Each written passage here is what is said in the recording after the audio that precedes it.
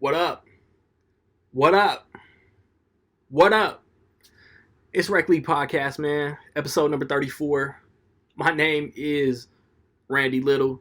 Episode 34 was gonna come 2 weeks ago, but like I say later on. I know it sounds weird to say, but we had the movie segment, Oscar predictions, reactions to nominations, all recorded, man.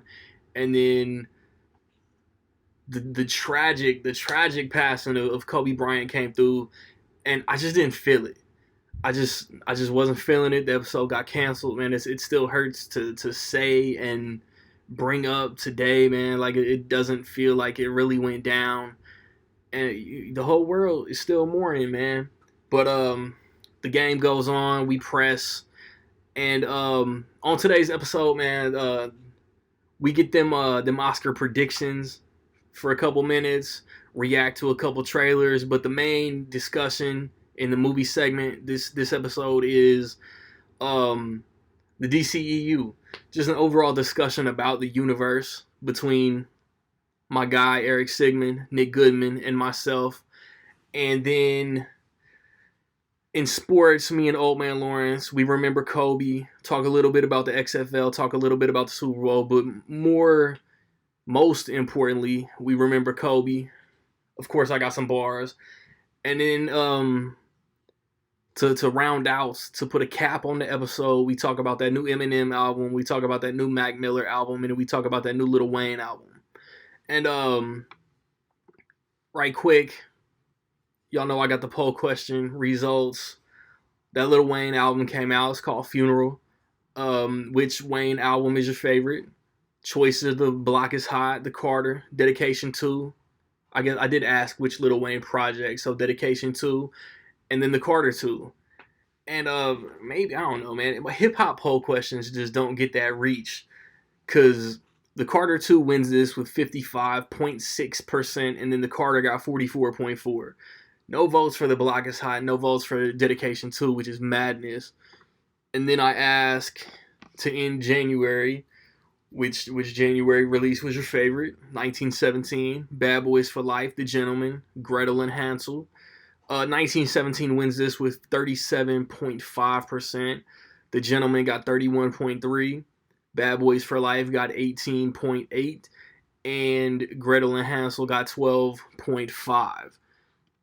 And then the January, so obviously on the flip side of that coin, what's your most anticipated February release? Choices were Birds of Prey, The Photograph, Sonic the Hedgehog, The Invisible Man. And I don't know how this happened, but Sonic the Hedgehog ran away with 63.2%. Birds of Prey got 26.3%.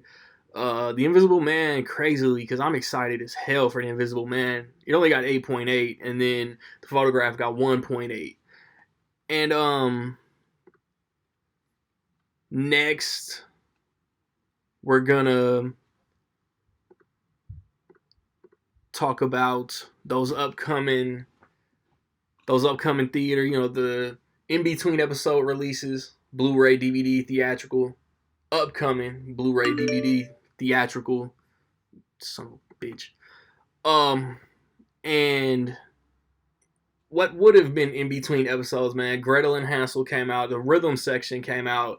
Then this past weekend, Birds of Prey came out. My Birds of Prey review is up on the YouTube channel, man. In between episodes, within the next 2 weeks, you got Fantasy Island, The Photograph, Sonic, The Boy 2, Call of the Wild. And while it might not be a nationwide release, the Impractical Jokers movie is coming out on February 21st. Check that out, man. Go see Impractical Jokers so it can get expanded, so the fan base can be recognized. Because I still say, I know I've said it before on the show, but Impractical Jokers is the funniest show on TV. Ain't nobody going to convince me different.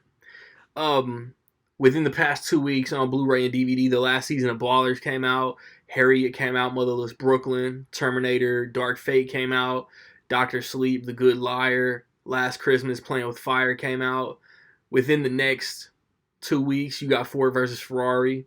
The only season, because for whatever reason DC Universe canceled Swamp Thing, but Swamp Thing's still coming on Blu-ray and DVD. and then the next Tuesday after that, you got 21 Bridges, A Beautiful Day in the Neighborhood, and Midway coming out, man. So when I come back, Eric Sigmund, Nick Goodman gonna be riding with me, man. We gonna talk about a lot of movie stuff, man. Rec League Podcast.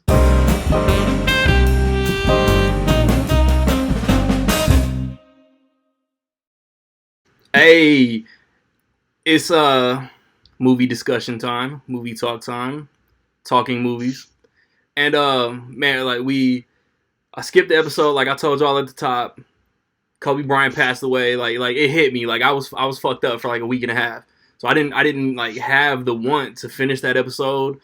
And the three of us, had talked Oscar nomination. Well, they talked, and I kind of chimed in. And so real quick, the Oscars are tonight. Who y'all got again for Best Actor? Eric? I'm thinking it's gonna be I think it's gonna be an upset, so to speak. I still got Adam Driver winning. Nick? Joaquin Phoenix is gonna win. It's like one of the only sure things. We all got Brad Pitt for supporting? Yep. Yeah. Best Actress? I had not Renee seen any Zellweger. of these movies. I remember saying that. Huh? She even I watched the Independent Spirit Awards last night. She even won that, which I didn't even know if that was eligible for that. So I think she's like the biggest lock probably of the whole thing. Who is this? Renee. Okay. Eric, that's who you got? Oh, yeah. I think, yeah, that's just a lock. Y'all had Laura Dern for supporting, right? Mm-hmm. I guess. She'll probably win. She's another one who just seems to be the clear victor. All right. Director. That one, yeah. I see. If they play it safe, it's gonna be Sam Mendes. But if they give it to who deserves it, that's gonna be I don't want to murder his name for Parasite. Nick, murder his name. I have a feeling. Yep. Now what's that, Nick? I feel like Sam Mendes is gonna win Best Director. For that same reason. I feel like people are going to be like, oh, I don't want to, I don't know. There's something about 1917 that it's like this, like it's a good movie, but it's more of like a master work. Like they were like, wow, they really put in the work to make this movie. So I feel like cinematography and direction are probably going to go to 1917. And but picture. There's no sure thing. Yeah. I don't think there's any like sure bet in the director category. And The Hustle wins Best Picture, right? Oh no! It was the first not even nominated movie I could think of. But no, Best Picture, and it's also another thing I think is going to happen. The Best Picture, Best Director are not going to match. I think either if 1917 might snatch Best Picture, and they might give it to Parasite for Best Director, or vice versa. I think it could work both ways. Yeah, that's what I've got too. The closer it gets, the more I think Parasite is probably going to win. The only reason I think it wouldn't win is if, it's been in the news a lot this year about how many people haven't watched the movies. Yeah, because of subtitles. Thing, like, got all these people that just, they're like, well, I'm not going to vote for that because I didn't get to it. But it's like everybody saw Joker. Mm-hmm. That's what I'm thinking. Like, and like a lot of people saw Jojo Rabbit and like Jojo Rabbit. I think like there could be an upset for Best Picture, but I also think it'll be like, let's tap ourselves on the shoulder. Look how progressive we're being. Like, let's vote for. Like, there could be a lot of that. Plus, the people that have seen Parasite love it. Like, it's kind of that movie this year. It's like, holy shit, did you see that? We didn't nominate a lot of people of color, so here, Parasite, take it. Yeah, they're like, look, we did good. It's like, we were okay. inclusive. Yeah. So, So, I feel like it'll be that. All right, Eric, what you think of the Magnet Jet F9 Justice for Han?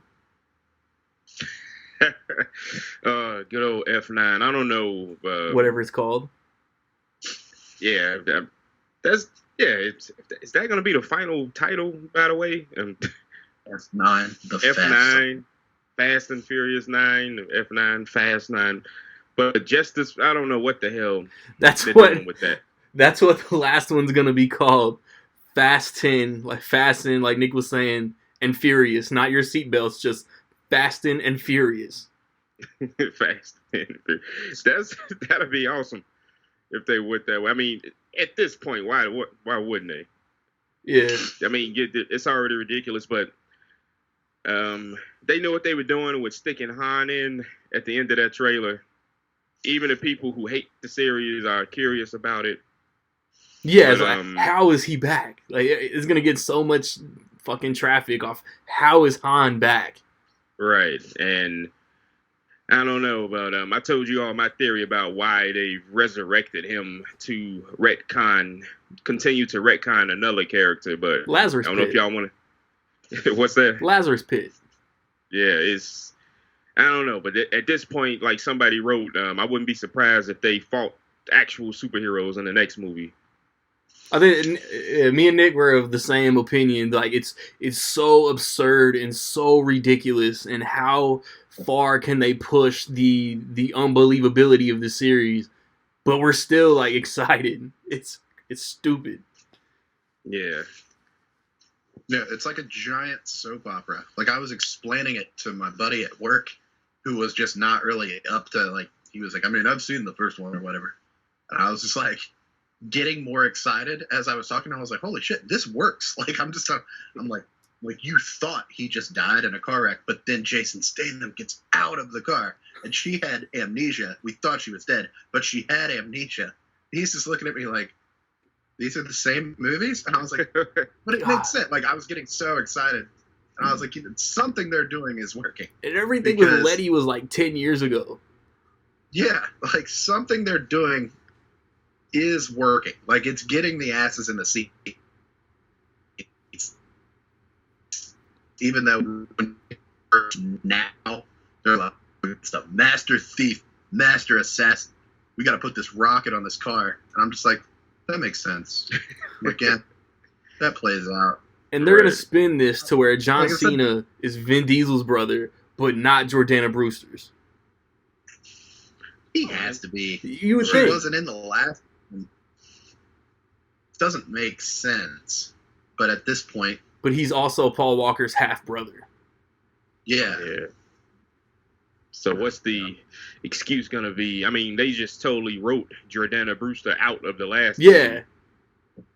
Movie. So how is she going to return with, and what's without the excuse Paul Walker? Yeah.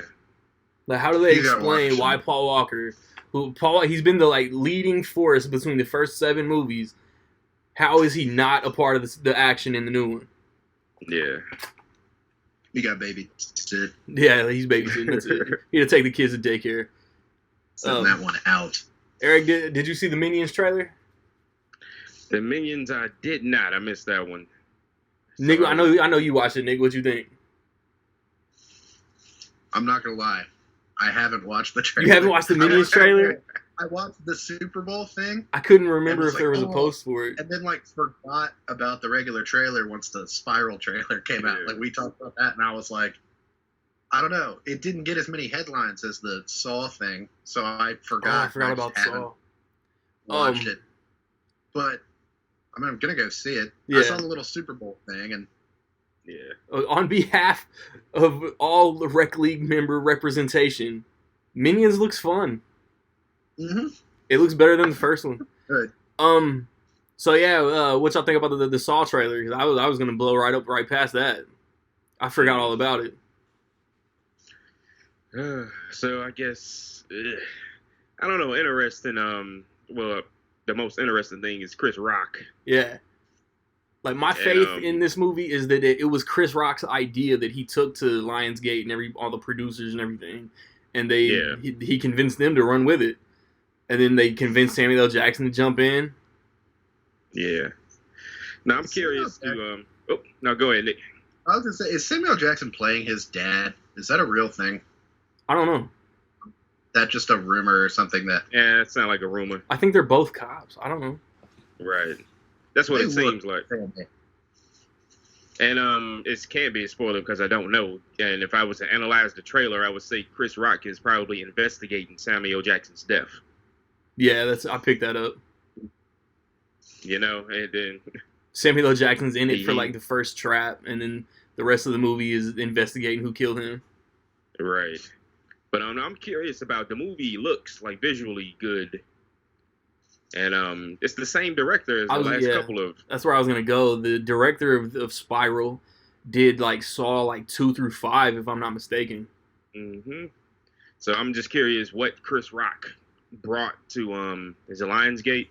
Yeah. To make them. I don't know if it's gonna be a reboot, remake, whatever the hell.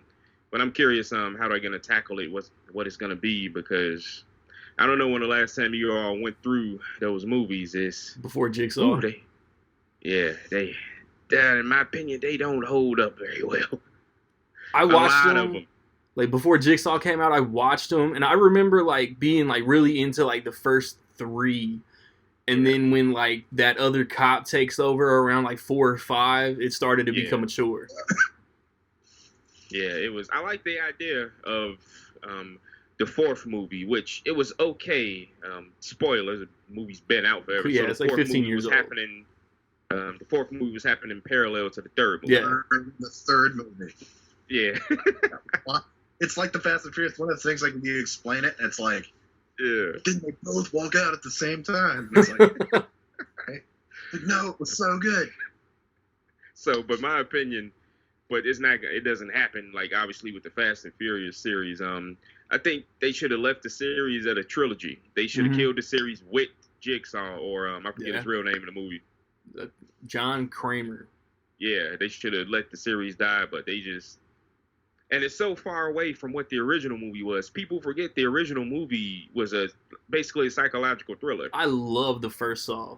Yeah, it was like my favorite thing in the world when it came out. I was maybe like 15 or something like that. I thought I was like, yeah. Nick, what you got? Because Lionsgate might hit us with a copyright claim. Say what?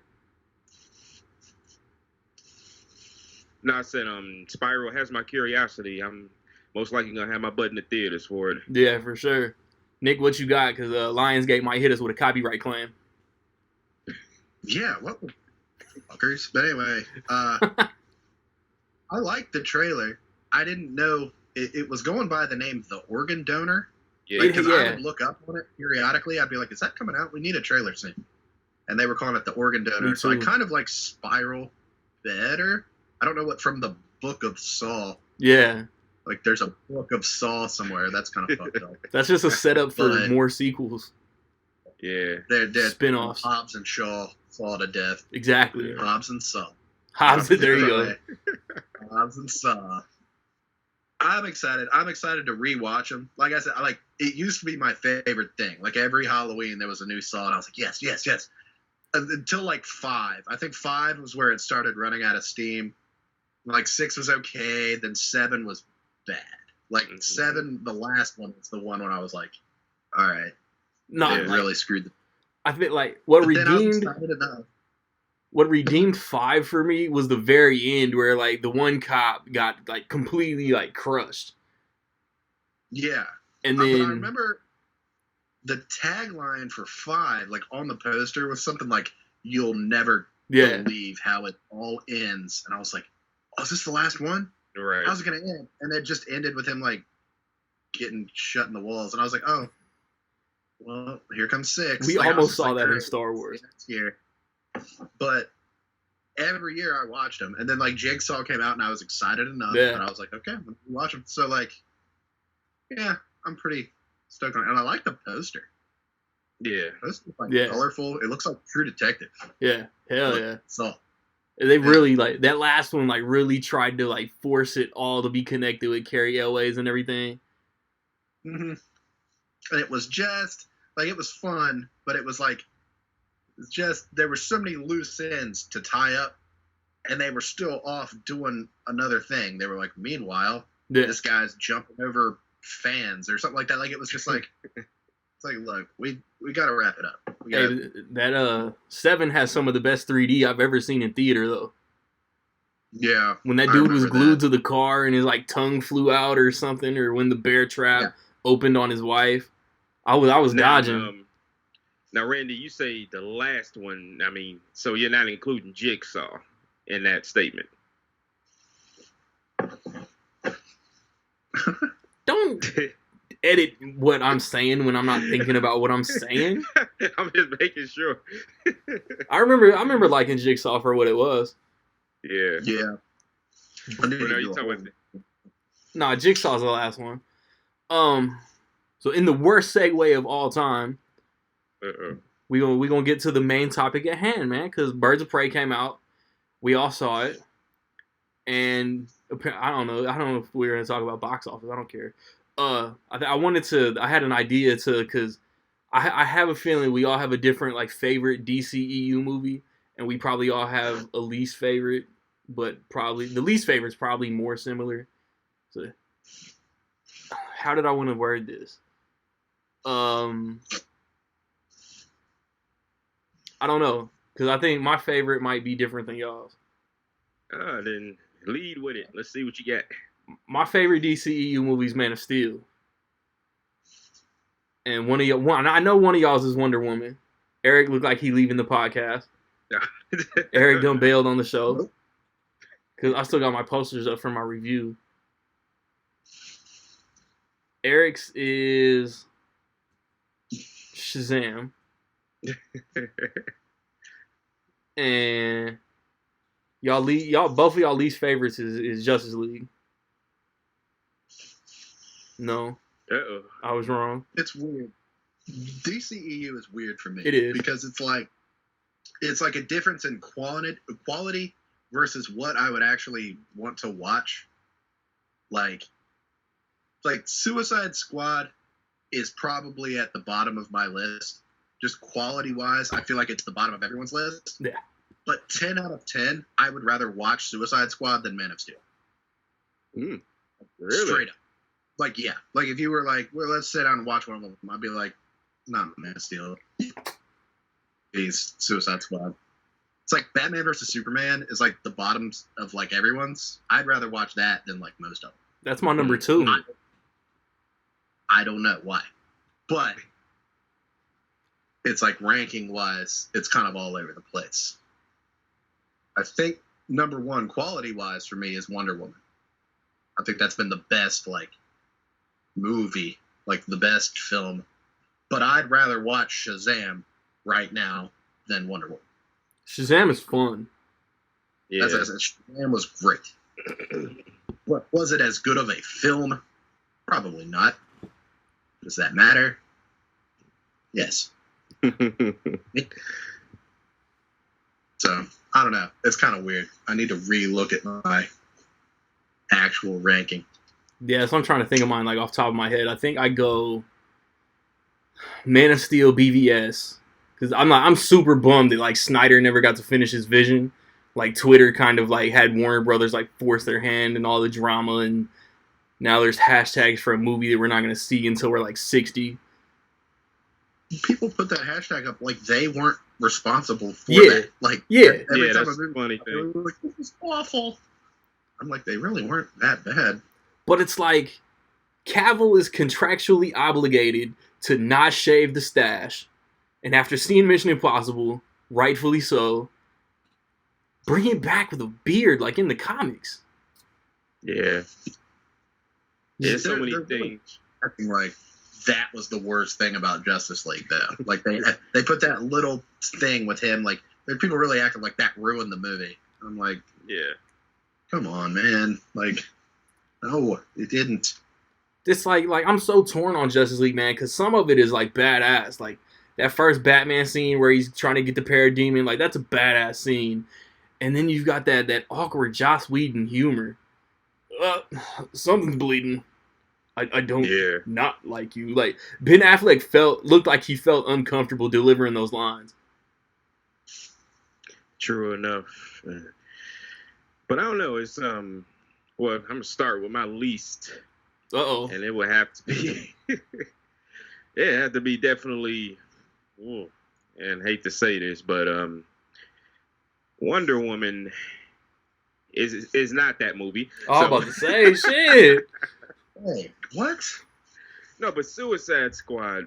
These movies came out during a time when Warner Brothers were trying to run a marathon without shoes or socks. Trying to play catch up. They weren't letting the filmmakers be filmmakers.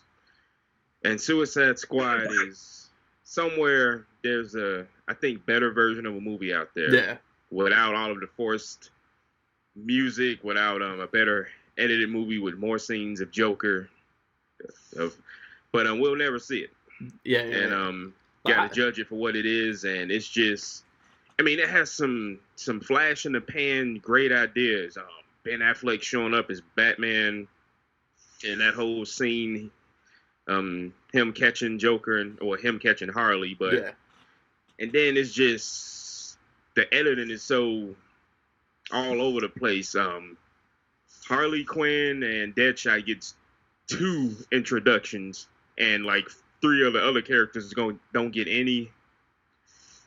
And David Ayer admittedly said he made some mistakes. He said he should have made Joker the main villain. He said he should have lowered the stakes. Yeah. You know, why y'all saving the world in the universe with Superman and Aquaman and some mercenaries are dependent to save the world? Superman was dead. Yeah. We still got everybody else, Batman, Aquaman, Wonder Woman. Let's get some. That was my thing with more use than Captain Boomerang.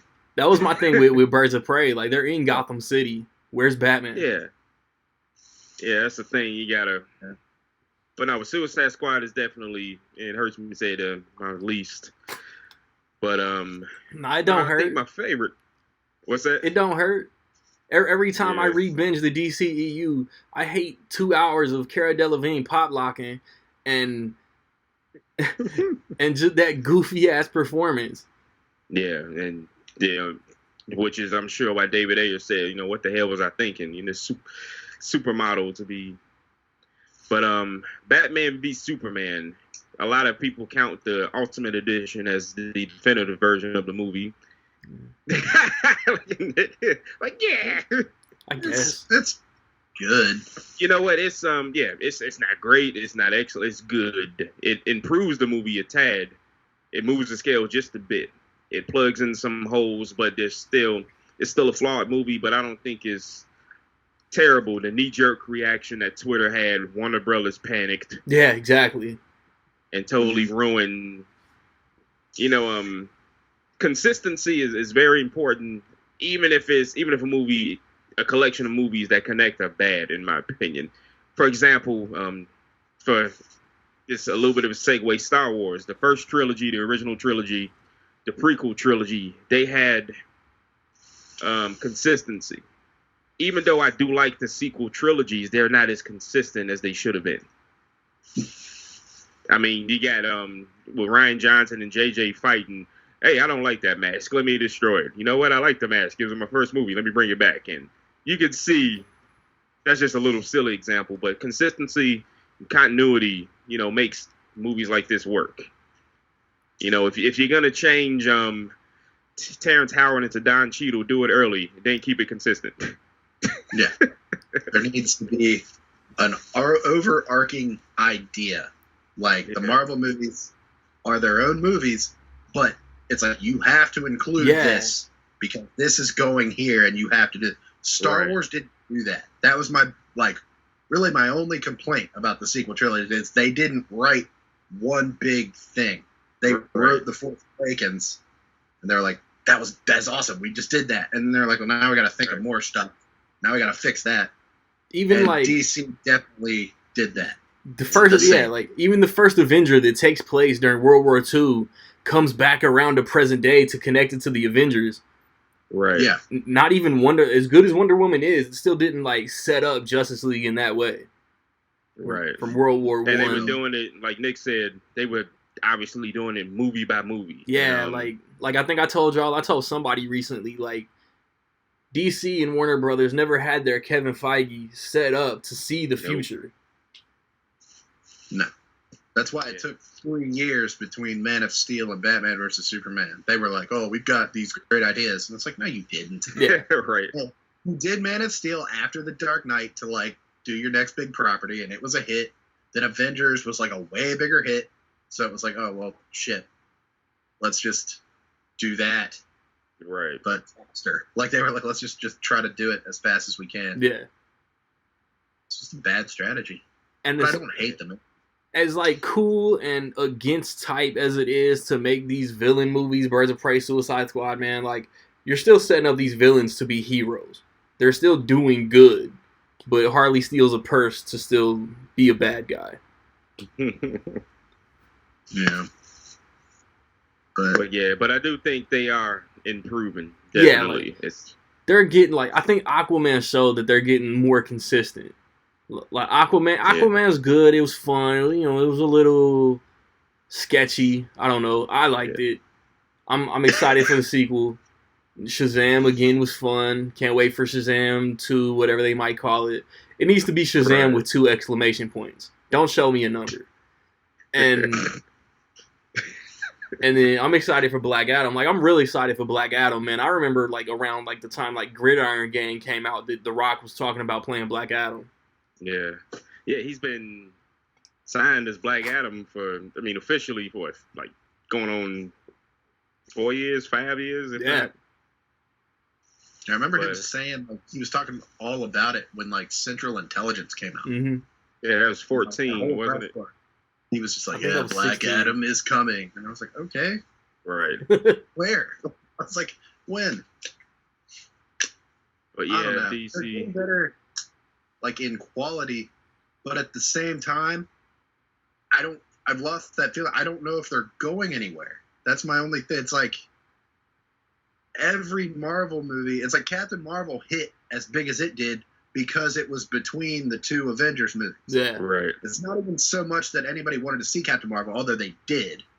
It was like, it's like, there's going to be some kind of bridge between this event and this event. And then you got Spider-Man. It's like, oh, this is taking us to a new event. I've like lost that feeling with the DC movies so far. How about this? Even like Far From Home comes back to Captain Marvel. Yeah. It's like I feel like Shazam and like Birds of Prey are fun, like steps up, but I don't feel like they're leading to any big thing. Like there's not like Wonder Woman's coming out. Maybe that will. Right. I think the thing that they're takes doing place in the 80s. I think Warner Brothers, or not by choice but by mistake, is working backward. You see, they front loaded everything, and now they're individually establishing now. And I think that's what Nick said. It's absolutely right. They're not leading up to anything because they're building it now, which is what they should have done. They were trying so hard to be different than Marvel. They won't commit though. Like it wasn't stupid, but just the execution. But then they weren't letting filmmakers do what they do. Like, look, Zack Snyder, Twitter is mad. This big grand awesome idea you had, we gotta dumb it down. And no. And it's like they don't have a Feige type person in place. They won't commit to saying it's a universe. Like I don't even think the DC Extended Universe is the official title. Like Warner Brothers DC won't commit to a universe. Like after I think Justice League bombed, they tried to say that they're not gonna do connected movies. They're gonna avoid team ups, but they still have Shazam that has a newspaper that says Superman's back. There's a Batarang. There's Aquaman T-shirts. There's all the Justice League members in the credits.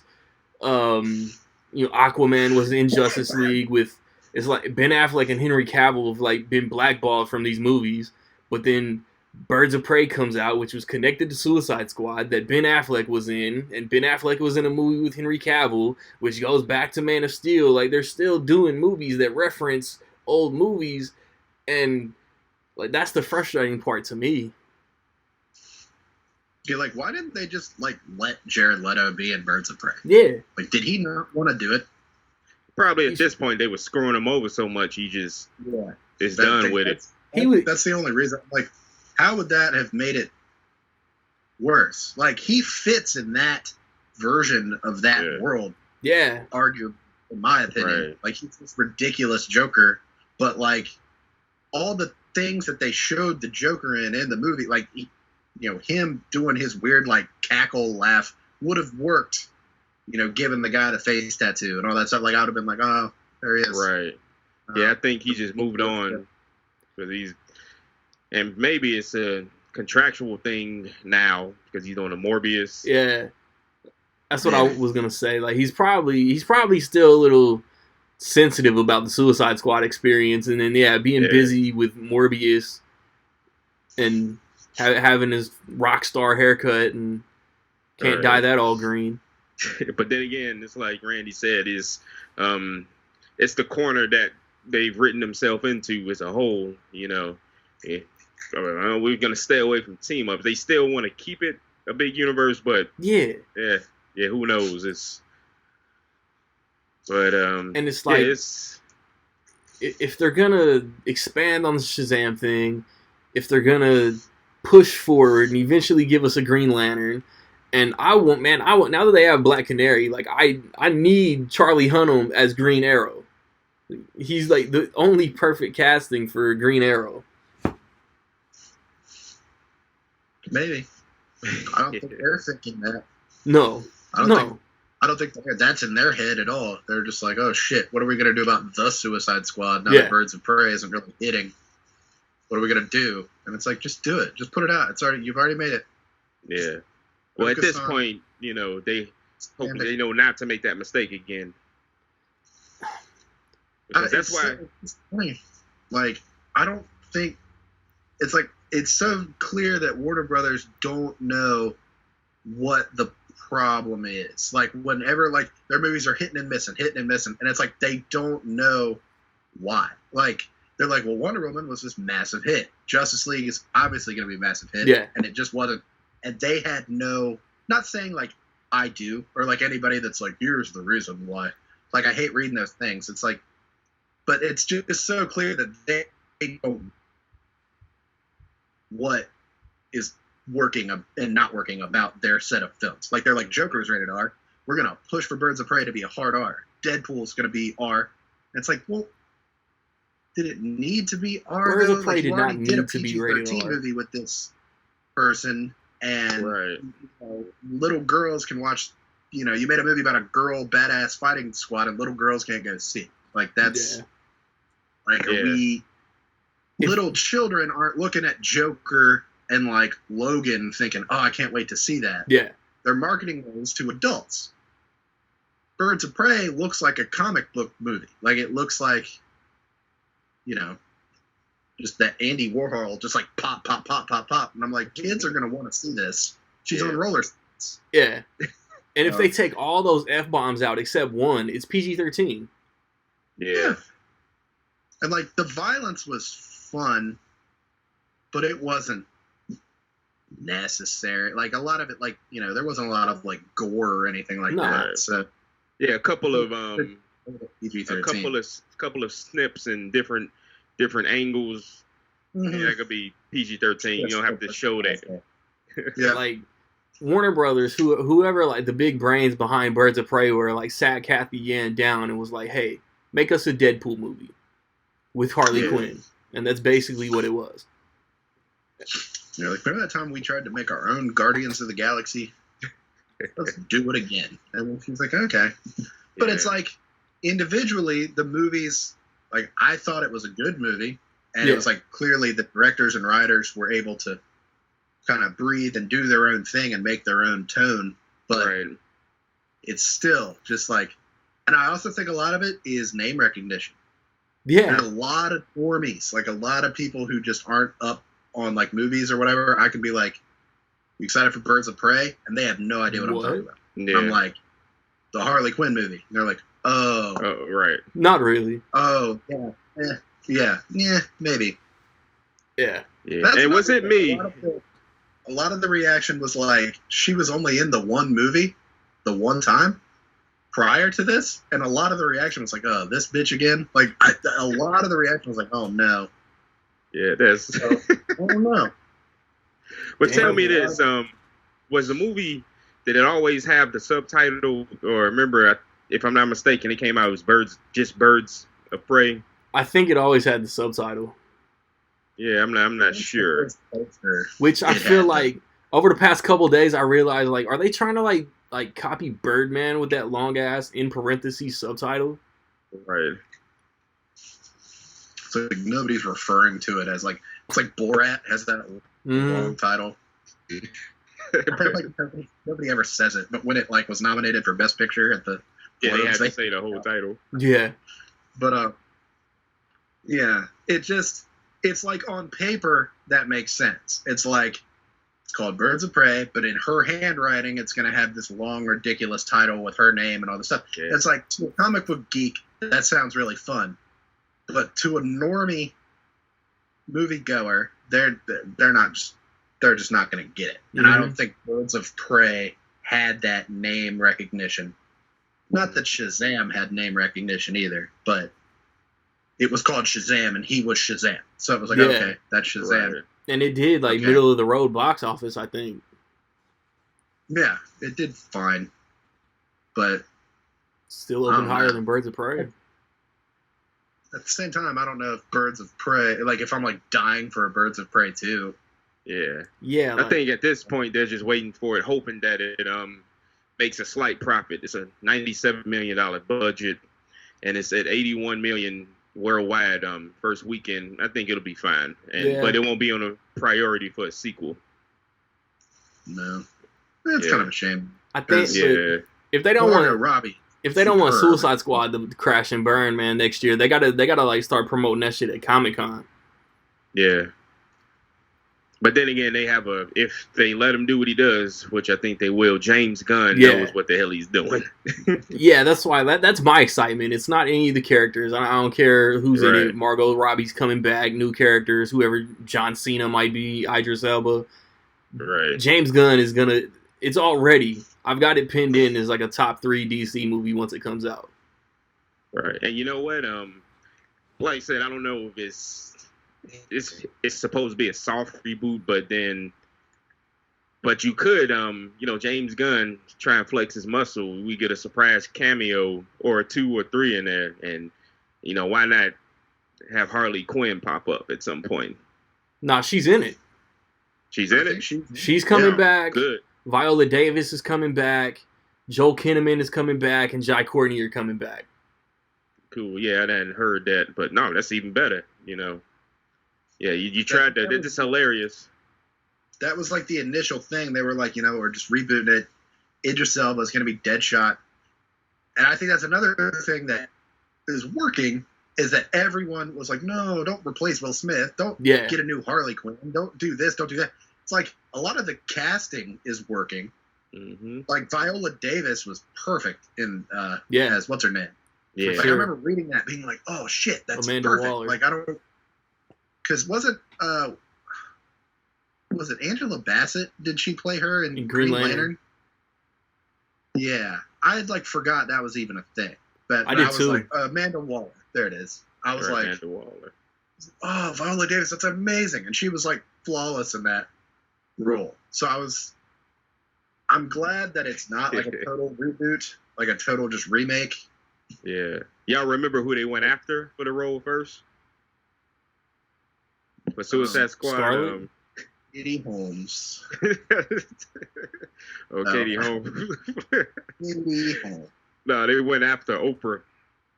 Word. Oh, she would have been good too. Yeah. Shit. Yeah. I don't know how good. She'd have been good. Yeah, but no, I think they gave it to the best person they could have. Yeah. I think that's another thing. It's like, oh, these actors are leaving. And everybody's like, no, wait. Like, everyone was so sure Ben Affleck was going to be a shitty Batman. Yeah. And he just wasn't. Like, maybe in Justice League, a lot of it was writing. Yeah. But, like, him as Batman, you're lying. Like, Dude, you say that. Throw in, like, Wasn't one disc of Batman the Animated Series and then watch BVS. Like, Right. Affleck is Batman and Bruce Wayne. And it's crazy that I think I posted something about this. He ties the most live action big screen performances as Batman.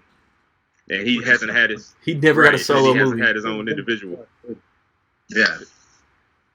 But yeah, that's sad that they had to let that one Yeah. let him. Man, Dude, for continuity's sake. He's in their back pocket still. Like, I still feel like somehow he's going to come back. So I guess the Pattinson Batman won't be hard connected to the DCEU. No one knows. Like, that's what. What the hell? Like, we're all so excited for it, and I'm like, how are you gonna fix that? He's like a solid 15 years younger, and looks younger than that. They don't look anything alike. Like, that's my thing. I have no problem with Robert Pattinson really being Batman. Yeah. But I'm like, if he's supposed to be Ben Affleck, like, that sucks. Like, you couldn't have picked anybody that looks I think less like Affleck. my thing that I don't think Matt Reeves' movie is connected to Ben Affleck, even if it is DCEU, is Jeffrey Wright and Andy Serkis. Yeah. Like, there's That's no way another that thing. Jeffrey Wright is J.K. I'm like- Simmons. I'm like watching Birds of Prey, and they're like in and out of the police station Yeah. and talk about cops, this, cops that. And I'm like, where's Commissioner Gordon? He Right? would put a stop to this. That. And he's just not there. And I'm like, Yeah. okay. They haven't figured out what they're doing yet. And it's like they went forward with Birds of Prey anyway, even though they didn't have. It's like, we don't have a Joker, but he's going to play a big part of this story. Right. It's like, are you sure? Joker Like Harley sets Quinn, the events of classic this movie Batman. in motion. Yeah. It's like, we're just going to show drawings of him. That'll work. And I'm like, I'm shocked it worked as well as it did, but I don't know. Marvel would never have done that. Like, if Marvel really lost Tom Holland as Spider-Man, They'd have recast it. mentioning Spider-Man in, like, Black Widow or whatever the next movie is. Like, they wouldn't even be hinting at a Spider-Man existence. For like that, Well, yeah, there you month go. and a half, they were fully prepared to go on with Phase 4 like Spider-Man had never happened. Yeah. Yeah. And it's kind of ironic because it gives, like, within the movie and also in real life, it gives a certain power over the movie that's technically not there. Yeah. You know, it's crazy. And he's driving the story, basically. Yeah. And the thing is, like I said, like, I believe in the world where Ewan McGregor's Black Mask is a bad guy, that Jared Leto Joker is also a bad guy. I'm like, oh, I believe that those two guys are like mob bosses in this weird Crayola world. Yeah. I was like, that works. And as That's hammy, like Jared Leto was going for. as Ewan McGregor started to get, that's why Leto would have been perfect for Birds of Prey. Because he was like real flamboyant. And at first, when they cast him, I was like, I don't know if that's gonna work. Because I was thinking more of like a Ray Liotta type, like just a hard, That would have been Zack Snyder's Black Mask. As it was going, I was like, I kind of love this. Like, I like that it's basically like, and Elton John is the bad guy, and he's just like, throwing hissy fits and all this stuff. Like, I kind of liked. I don't know why he didn't wear the mask all the time. Yeah. Like I was waiting for a scene where he got like hit with a blowtorch and it got like melted to his face or something. Yeah. It was like the first scene he's in when they're like got the people hanging upside down. I'm like, why isn't he wearing the mask then? Yeah. Like every time he does cool stuff, he should wear the mask. Yeah. Other than that though, I thought he was cool. And I kind of want to see him more. I don't know if he will. Missed opportunity. Slight spoilers, everybody who hasn't seen Birds of Prey. I think they missed an opportunity when he was showing it was a Black Canary, his artwork. Yeah. think he should have introduced his mask then. You know what I mean? That would have been cool. Yeah, something. You know, because yeah, his name is Black Mask. Yeah. He has a black mask. Dinah, have You know, you because seen like you my said, mask? I think Nick. Not my fault, Rand. Nick. The name recognition, Black Mask. Unless you're even casual Batman fans know who Black Mask is from the video games but most people aren't familiar with the character. No. And I want more Black Masks. Yeah, but I think that's a missed opportunity. Yeah. That would have been. I like Black Mask as a villain. Like, I was really excited. I was like, oh, finally. They're going to... And that makes sense. Like, in that kind of movie, like, he would be a good villain. Because he's never been, like, a giant villain. He's always been like that. Meanwhile, Black Mask is selling heroin. It's like, let's go. It's like... So, it's cool that he was in it. But it's like, I have no faith that he's going to be in it ever again. No. Even after that ending, which you really didn't see much, it's like they could just fix that. Like, I thought that was maybe going to be the end credit scene. It wasn't. No. But they've just got no future plans. Like, everything they do, it's like, okay, we've introduced Montoya. We should keep her, and, she should she should be in the Batman. She won't be. No. Like, Harvey Bullock. Why isn't he in the movies? Like, I don't know. It's like her partner got all the credit, and now he's the captain. I thought for sure, I was like, oh, it's gonna be Bullock. It'll be some fat guy. It just wasn't. Some random. Some random. Yeah. It's Madam. Not that these matter, really. Like, these are little nitpicks, but I'm like, nobody is thinking of this over at the DC division of Warner Brothers. Like, nobody's sitting down and it's like, this is a perfect spot to do this. Where's Jeff Johns when all these movies get written? Yeah.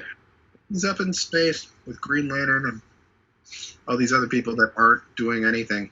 And, wasn't he, the Feige in place for, 2 weeks? Supposedly, yeah. He was in charge of something. I don't even remember, but not paying attention. Yeah, but that's just the problem. They've had so many cooks in the regime kitchen changes of the showrunners or whatever you want to call it, and then they should have they had it in place, but they just panicked. Zack Snyder, he was writing an outline as if he was going to do 3 or 4 movies. The outline was there, and they just...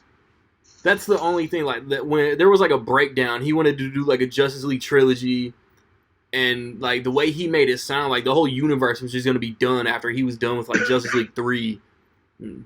I wasn't a big fan of that, but everything else he said sounded phenomenal. We were going to get the payoff from, when Bruce fell asleep and Flash came, and where he had, the nightmare stuff, and... Dark Side. With that, we didn't mention the Flash. I mean, first they were, we're not going to do Flashpoint. Now we're going to do Flashpoint. Now we're not doing any movie. No, we're doing Flashpoint now. The director of the 2 It movies. The director of the 2 It movies is doing the Flash. It comes out 4th of July weekend, 2022, and it's not going to be 100% loyal to the Flashpoint story, but it's going to be some kind of version. And I don't know if it's fan created rumor. But I read or heard somewhere that maybe Flashpoint could kind of backdoor Pattinson into the universe. Yeah. Hell, use it right. Yeah. Hell, I say use it. I say do the Days of Future Past method. Use it to fix stuff. I mean, if you can, or right. That was hilarious. Oh, that was so funny. It was fuck. It's like Bryan Singer fixed his own thing. Yeah, and then they just went and effed it right back up. Wiped their ass with it again. Hey. Yeah, we fixed it. We did it. And a huge hit 2 movies later. Damn, we're going to kill Mystique now. Oh, man. Because why not? But, I don't know. And it's after Batman versus Superman and after Justice League, they were talking about doing Flashpoint. and like everybody was excited about it. Like Jeffrey Dean Morgan was like, I would love to do that. Like he was freaking out. Like he was like, I would kill to do that. And it's like, how does that not get anybody gung ho to like, hey, this is probably a good idea. This is gonna be fun. I really wanted him as Batman, fire? Lauren Cohan as Joker. I wanted all of that. They could do like what is stopping them from doing that? Apparently Ezra Miller has some kind of like pull over there. Like he's like threatened his position. Like he's been like, I'm gonna leave if y'all don't write a script or let me do a passover on a script or something. I guess they really want him as the Flash. Right, and I don't know, and also passion, I think, counts for most goofball executives in suits. It doesn't matter, but Ezra Miller obviously loves the character. Rumorville, but that he did the CW appearance for free. Really? That's a rumor. I can't confirm it here nor there, but even if he got paid whatever, he's a movie actor primarily, and most actors wouldn't have done that. You know what I mean? Yeah, like I'm not 1,000% geeked out over him as the Flash, but it's very dope that he was on the crossover. Right, and that was the one of their still doing it. It's like, oh, okay, he still exists. Okay, he's still that movie wasn't a waste of time. And I'm sure and for that reason, Nick, that's one of the main reasons he did it. To like, hey, look, I'm still the Flash. I'm still the Flash, guys. Don't panic. Right? Didn't they lose the guy that plays Cyborg? Like, didn't his contract run up or something? Supposedly, they just never made a supposedly his contract ran out, but he still is passionate about doing the character. But like I'm sure if Warner Brothers, hey, Mr. Fisher, hey Ray, we got a Cyborg idea. Sign me up. Exactly. Because he's a Cyborg movie. Nah, not at this point. No. I don't think we need one. He could be like Hawkeye. Yeah. he could be the Hawkeye that just like that was like one of the only things. That was the biggest disappointment about Justice League for me, was that there was no build up prior to any of it, and they had to explain his like origin thing. Yeah. And the thing is like unfortunately, if you believe, it's there. Zack Snyder had designed, originally it was supposed to be 2 movies. And he designed to tell the story basically through Cyborg. And there was a scene where he was, there's a scene in Justice League when he's talking to his father, and I think he turned on his jets. He's like, look, I couldn't do that yesterday. Yeah. And there was actually a scene storyboarded and rumored have been filmed where he was learning how to use all of that. He went to go visit his own grave, and then he started to learn his new features, or whatever you want to call it, new powers. And there's a lot of stuff they cut out. His flashback, which is actually filmed when he was still human, playing football in high school, and there's a whole bunch of stuff. But they just, who cares about Cyborg? We'll just give him a passing sentence to explain. They just really jacked that movie up, and it should have been either separated into 2 movies, or there should have been a buffer movie between Wonder Woman and Justice League. Like it should have been a movie. They were getting everyone together or something. Should have been its own movie. I don't know what you would have called it. Yeah, it was just jarring to go from not Dawn of Justice. What you say, Randy? I said not Dawn of Justice. Yeah. I mean, and that was really one. It's like the beginning of Justice League. You don't know any of these characters, and like at the end of this movie, which is like only 2 hours long, you're gonna know 5 new characters. Superman's gonna be back to life. And it's like we got 119 minutes to tell the story. Like, let me break it off right quick. Yeah, I mean, I think a lot of the I don't know if it's rumors. I don't know if it was confirmed, man. But like Warner Brothers, like Zack Snyder, had a death in the family, had to get removed. For some reason, Joss Whedon was brought in, like he was gonna mesh tones or whatever. Warner Brothers brought Whedon in, and then supposedly there was like this deadline to get Justice League out, so producers and studio heads could collect the check, and they refused to delay it anymore. And yeah, but Justice League was a mess, man. Yeah, I'm surprised it was as entertaining as it was, given the circumstances around it. Yeah. Because Dave could have pushed the date, but the execs wouldn't have got their bonuses, greedy bastards. Yep. And Josh Whedon, I don't think his and I think his intent was never to match Snyder's tone. It was just to finish the movie and also inject myself into it. But he could, but he couldn't restart the whole movie. Right. Because you see the power plays that he made. He changed the composer. That's one of many, and like you said, his sense of humor works when it's his from beginning to end, but it's off-put when you see it mesh with what Schneider's tone is. It's a gumbo of a movie, and not the best type of gumbo. It's just mediocre. I'm hungry. I need some food. Yeah. But like I said, I'm surprised it even came out as entertaining as it was.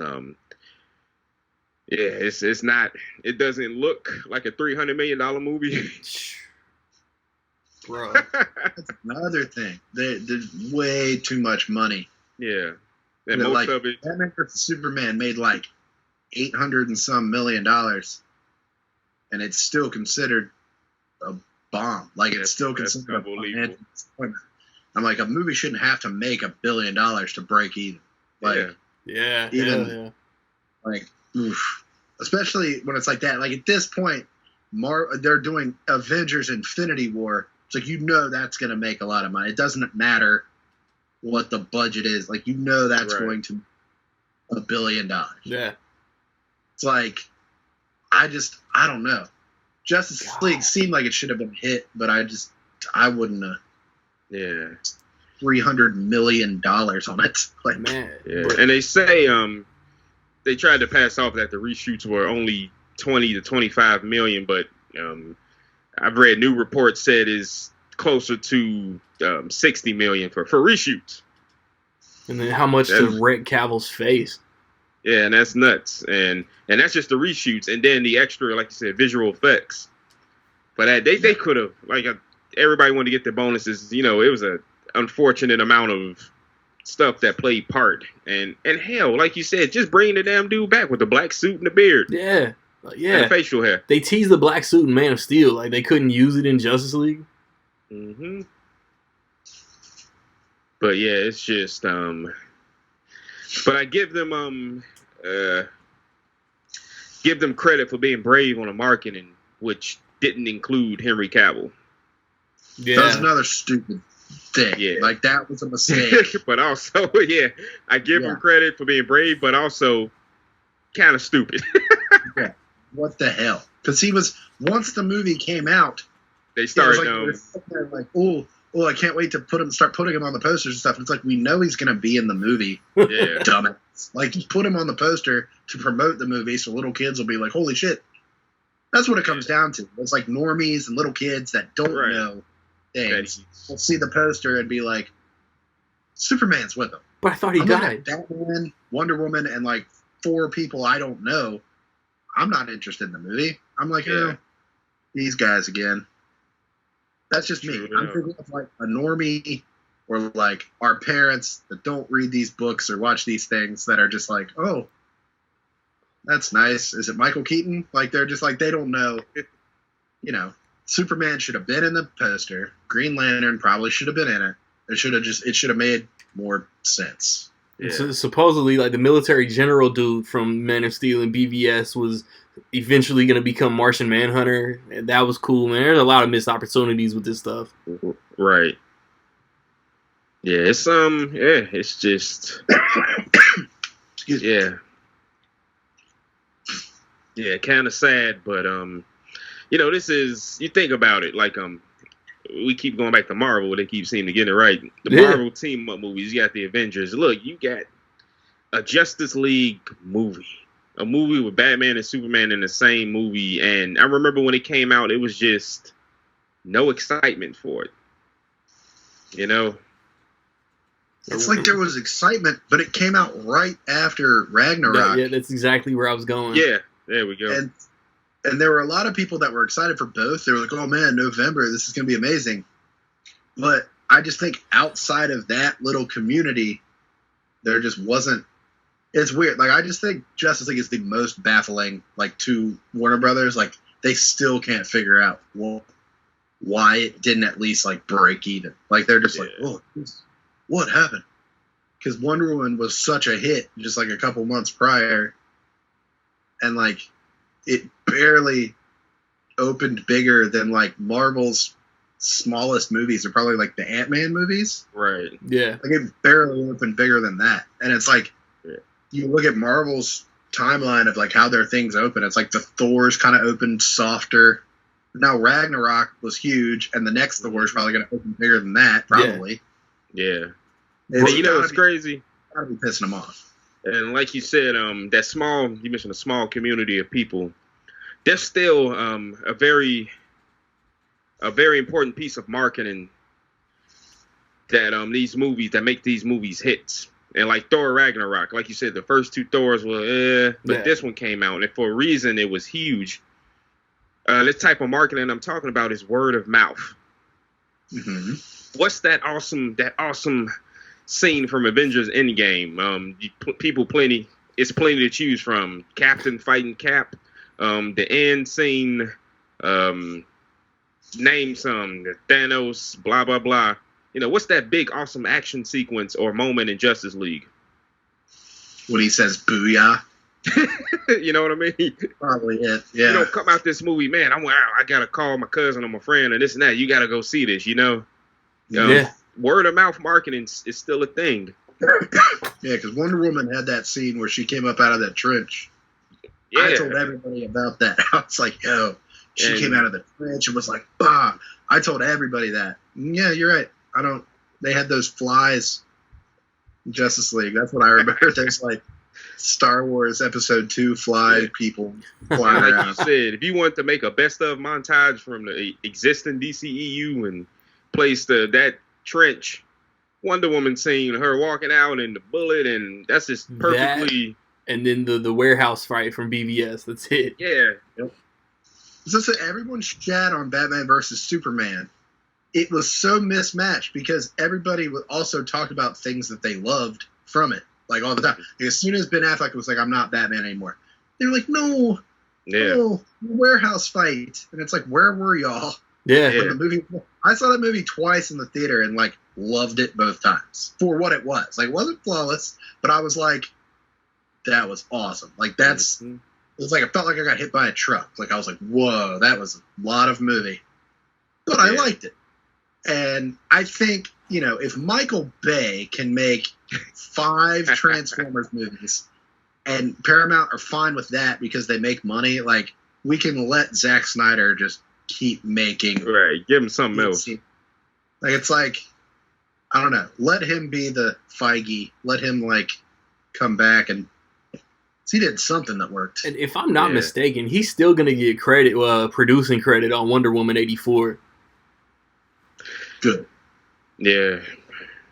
Technically, they'll have to they gotta cut him a check because he was the EP on him, the first one, and but it's unfortunate. But Nick, for that to happen, unfortunately, for them to want to bring him back, and that will be basically them admitting they made a mistake. They should. It's like they don't want to do that. Mm-hmm.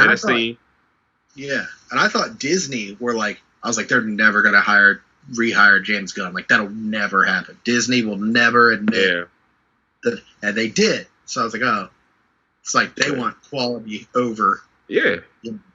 But you know what that was? My theory about James Gunn is, like you said, we'll never know. But I think how it happened, they're like, look here, this is Disney talking to Gunn. We got to play the game. We got to officially let you go.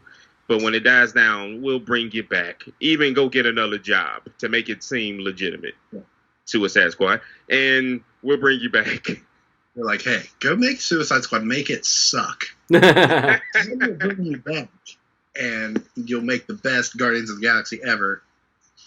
He was like, great. It's awesome. Yeah. But like you said, Yeah, nobody still, even with that theory, people had the theories, but nobody expected him to be rehired, especially in the climate of which it is. Everybody was freaking out, and I was like, even if we can all admit that that was kind of like a dumb thing, I was like, they're never gonna rehire. Like, I would put money. But it's like, if me too. Here's Zach, make us another Justice League, give us your team up movie. Then they gotta release his version of Justice League too. Yeah. I don't know. I feel like they would have released it by now if it existed. What's that? The Snyder cut. You know what? I disagree, because the thing is, like, hiring him back, that would have been admitting that they made a mistake. Yeah. Maybe. But also, the thing with the Snyder cut is it exists in work print form. Yeah. You gotta put money into it. Yeah, $30 million.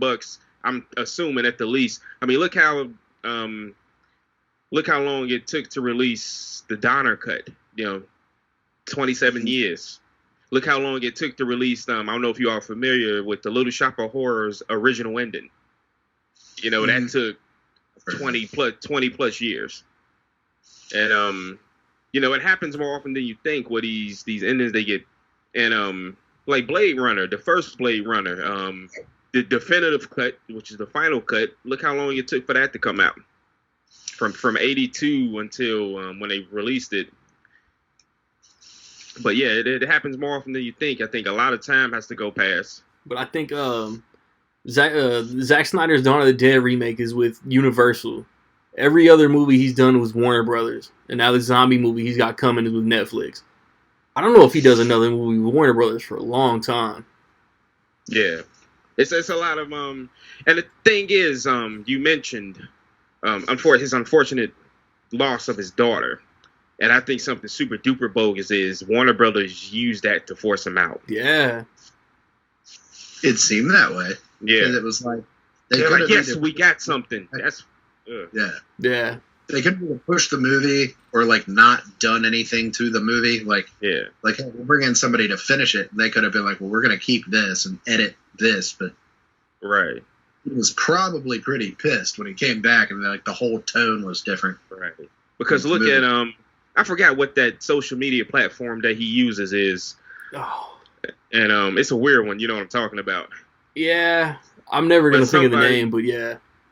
I remember back in the day I was keeping tabs on it. Somebody mentioned like several scenes from the theatrical version, and they was like, yeah, why did you, they were asking him, they said, why did you put that kid in there in the end and his family? And he responded, what kid in his family?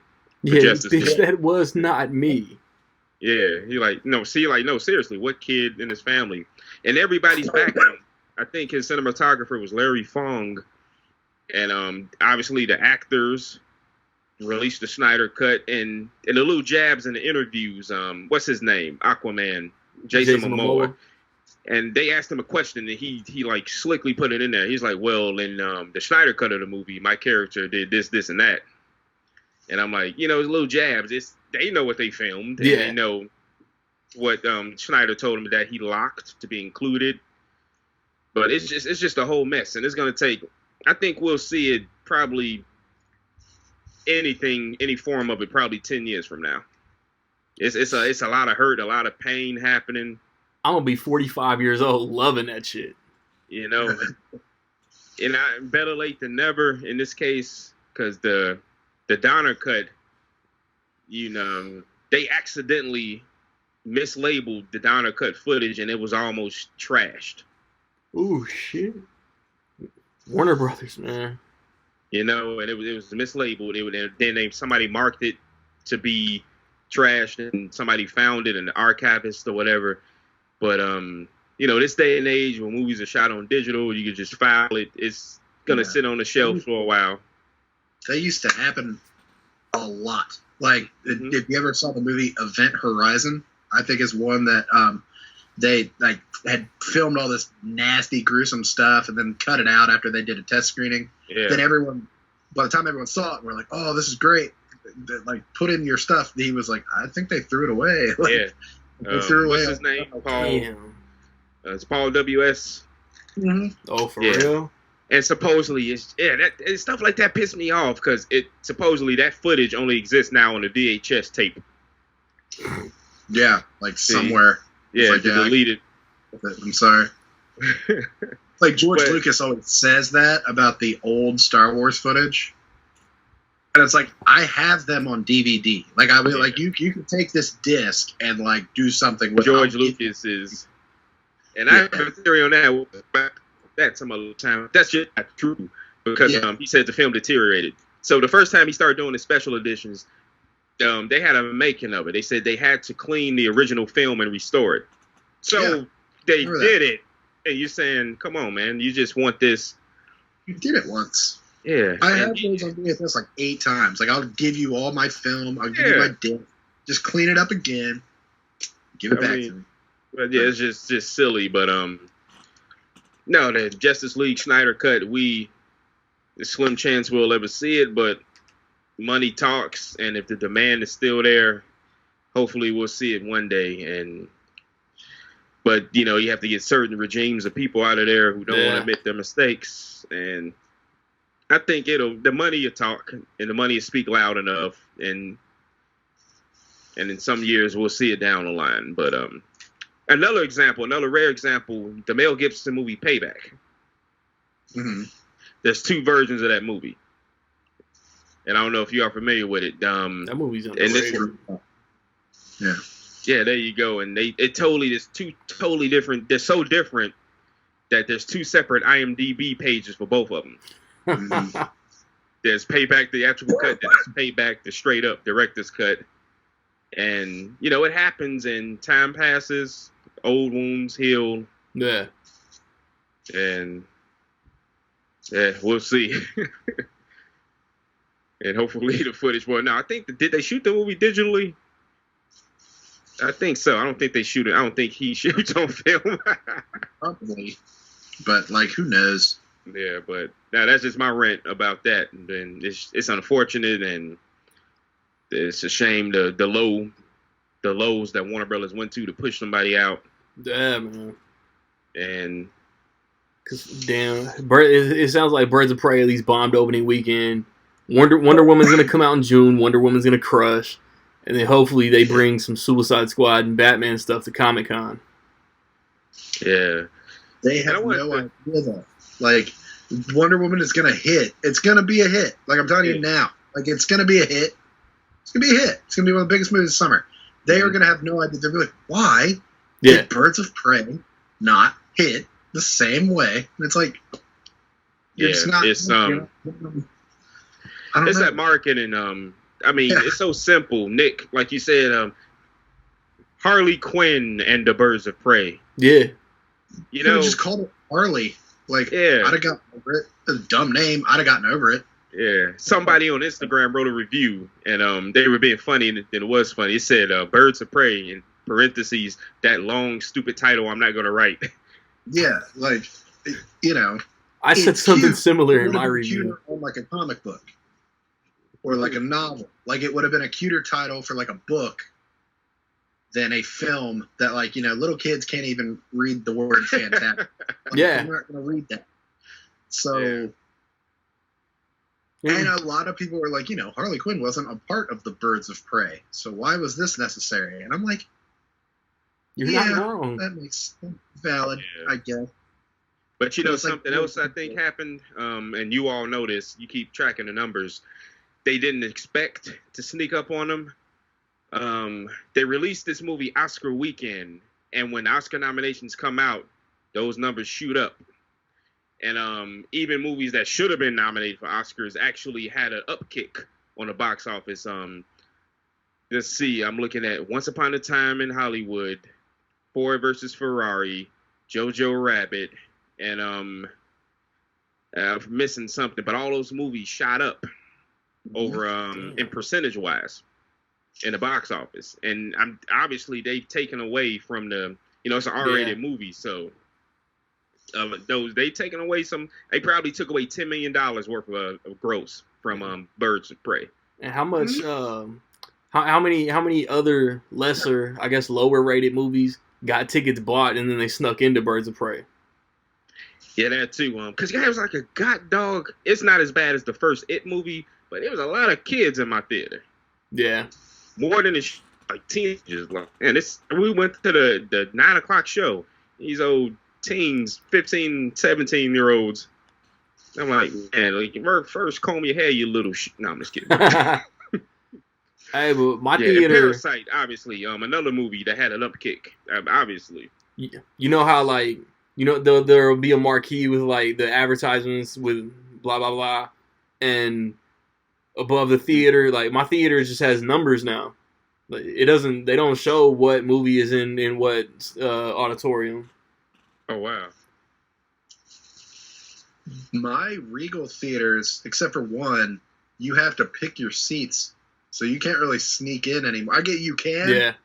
but you can't really. Like, to a big movie, like, you probably couldn't really sneak in. But something that I thought was weird that I read in an article that also said it was weird and might have had something to do with the fact that tickets weren't on sale till like a week ago. Yeah. Pre-sales were started like, late. Why weren't they on sale like the beginning of January? It's like Fast and Furious tickets are already on sale. That's so crazy.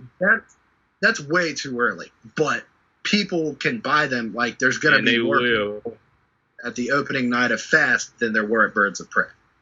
Oh, that's weird. I didn't know that. That was weird, yeah. I kept checking because for that reason that you have to choose your seats. And so, like, if it's a kind of a bigger movie, I check. I'm like, all right, let me make sure these aren't on sale so I can get my good seats. And they weren't on sale till, like, maybe last Monday or Tuesday. Yeah, it was weird. Looking at that, interesting. I didn't. That's what I said. So they had to count on a lot of, like, walk-up business. Yeah. With, you know, there's nobody walking around like, let's go see Birds of Prey. They're like, what is that movie called? Like, let's go see Harley Quinn. They're going to go see 1917 or, you know, one of these Jojo Rabbits, one of these movies that they're like, let's see this Sunday. Let's walk up and see what's playing. Yeah, all those movies. That's what 7 or 8 movies we named the best picture nominations that had an upkick. It's probably more like $20 million that they snatched from Birds of Prey. Yeah, because projections were at like 50. Mm-hmm. So I'm thinking that's it. I didn't think it was going to make 50. I thought it might crack like 45. 40, yeah, at least 45. Because they weren't thinking Bad Boys was going to be as big as it was. And I was like, there's more people excited for Bad Boys than Birds of Prey. Yeah. Just by title. Just by title recognition. Like, you know Bad Boys. You know that. And that's surprisingly doing well overseas. The Bad Boys for Life. And I mean, Will Smith, man. Yeah, Will Smith is just an international guy. Yeah. And this man. But yeah, that's the big surprise. But unfortunately, like I said, that $97 million budget, will they break even? You know, what comes out next week? You got Sonic. Sonic, and you got a romance movie. The Photograph? Yeah, The Photograph. Yeah, but I don't know. It could probably... Next weekend is actually kind of stacked, isn't it? Like, Fantasy Island comes out and something else. Fantasy. I think it's like 2 more. Yeah. So, yeah, they probably should have gauged that release date a little better. But I don't think Sonic is going to hit because it's for kids. It's PG. Yeah. And a lot of that PG-13 audience that might have gone to Birds of Prey right. Wait and go see Sonic next weekend. Doesn't matter if it's good or not. Does not matter. Oh, That's yeah. True. I'm going to sit through it to watch Jim Carrey be goofy again, but I don't expect anything good. No. I mean, hey. Because they spent all that money. Yeah. Like, everybody pissed and moaned, and they actually took it back and spent all that money to make him look better. Yeah. It still looks stupid. Like, you know, if I'm going to go see it, I don't really care. The end credits will play Gangsta's Paradise. Same shitty movie. It looks exactly the same. So y'all had better go see it. Like, y'all were adamant that was going to make that movie better. Like you said, the people who complain are going to be, I'm not going to see that. And that shit might make 25. See it. Yeah. I'd be surprised if it made 25. I think watch Sonic $80 million. Yeah. But no, I won't do that. I think they're saying it's tracking for like a 50 million opening. Really? There's no way. Yeah. But at the same time, I'm like, maybe if you ask any two normie people on the road, like, hey, you gonna go see Birds of Prey? They're gonna be like, what's that? Like, you gonna go see Sonic the Hedgehog? They're gonna know what that is. Yeah, you know, brand recognition. Maybe. Yeah, was that brand recognition. Was Harley in that Birds of Prey show at any point that was on in like 02 on UPN or CW or whatever? She was not. I forgot about that show. Wow. Yeah. I've been trying to get it into the conversation for like 10 minutes. I forgot that show existed. Yeah. Joker was in like one little episode. There was like a flashback thing where you saw his like silhouette. But no, it was about like Batman and Catwoman's daughter. Yeah. Forming a team. Wow. It was great. It was amazing. It wasn't. It was fun. It was referenced in the Crisis crossover. Was it? Yeah. I wondered if they would do that because I have it on DVD. I haven't watched it in a long time. I even thought about watching some of it before this, and I was like, why? It's not going to be the same thing at all. I was like, why would I do that? Yo, but Nick, I know you said that you needed to wrap it up at a certain point, man. So is there any final thoughts y'all want to get out? No. Like, we've DC and Birds of Prey as much as we can Birds of Prey. Yeah. So I don't know, man. Well, how about this right quick? What did everybody think about the movie? I think nobody. I thought it was good. I gave it a 3.5. Yeah. I thought it was. While I was watching it, I was like, "Is this good?" And then when it was over, and the more I thought about it, I was like, that was actually a pretty well made. Like, I liked the non-linear storytelling. Yeah. I like that, but like watching it, I was like kind of confused at certain points. I was like, wait, she was just in an alley. Why is she shooting up the police station now? Then I'm like, oh, you went back and did this and did this. Yeah, it's like overall, I thought it was good. The first like 10 to 15 minutes, I was like, dude, Margot Robbie's killing it, like far exceeding what she did in Suicide Squad. Like, and I don't think any of the other performances could even like come close. Ewan McGregor tried, but he came off way too cartoony for me. Yeah. Yeah, it's just a good movie. I think it's the perfect way. Nothing special. Good. Yeah. Did his work.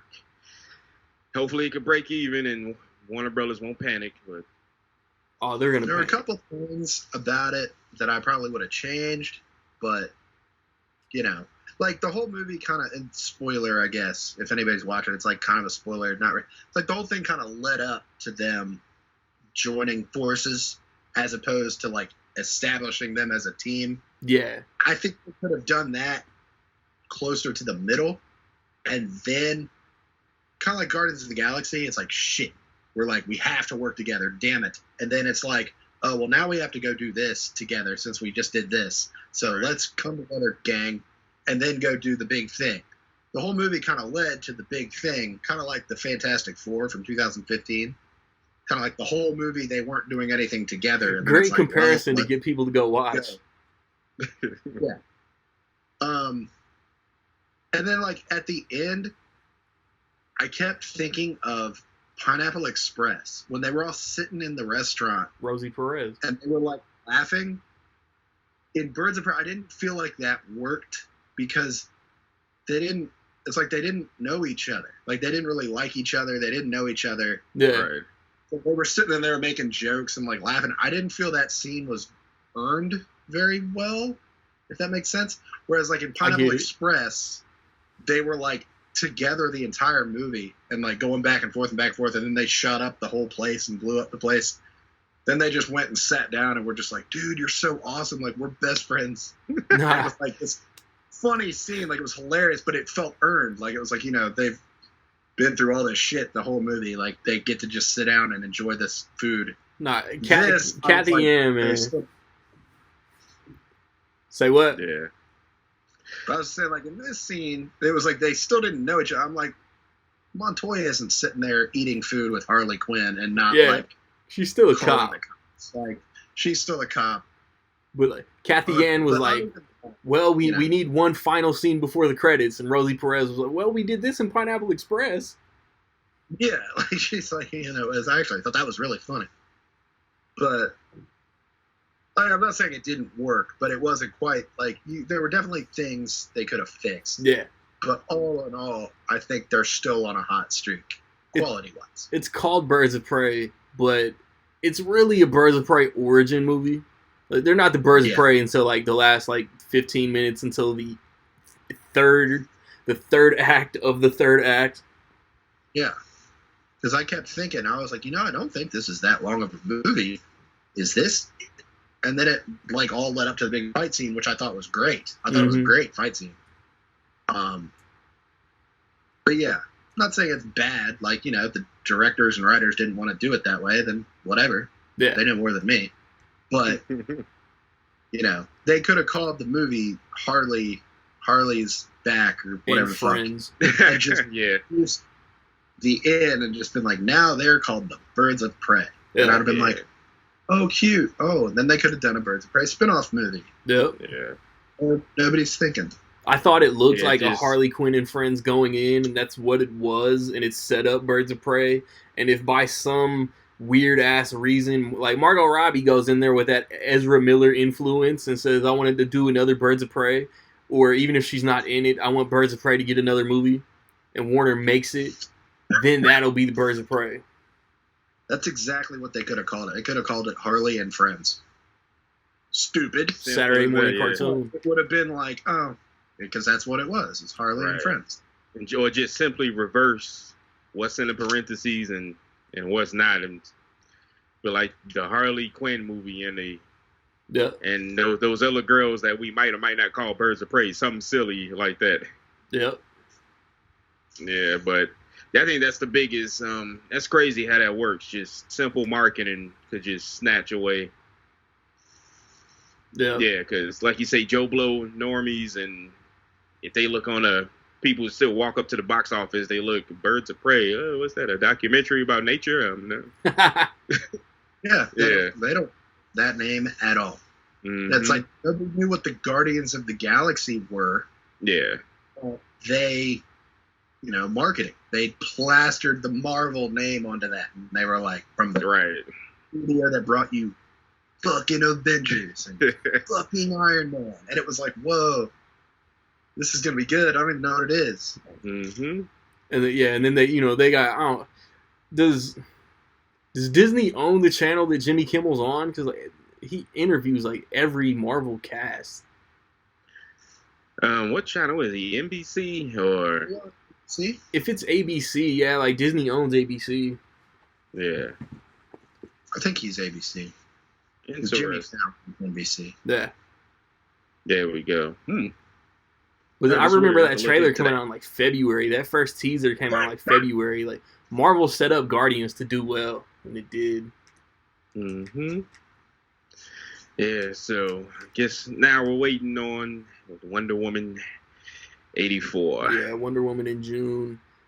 But yeah, if you guys watching, listening, drop comments what y'all think about DC. If you talk about any movie before Man of Steel, we're gonna ignore you. When we come, I have no idea for what to do in 2 weeks. I'll cook something up. There have been ideas spitball that we might come back around to. When I get back, other friends will be here. We'll talk about Kobe's tragic passing, Super Bowl, music that's come out, man. Rec League Podcast.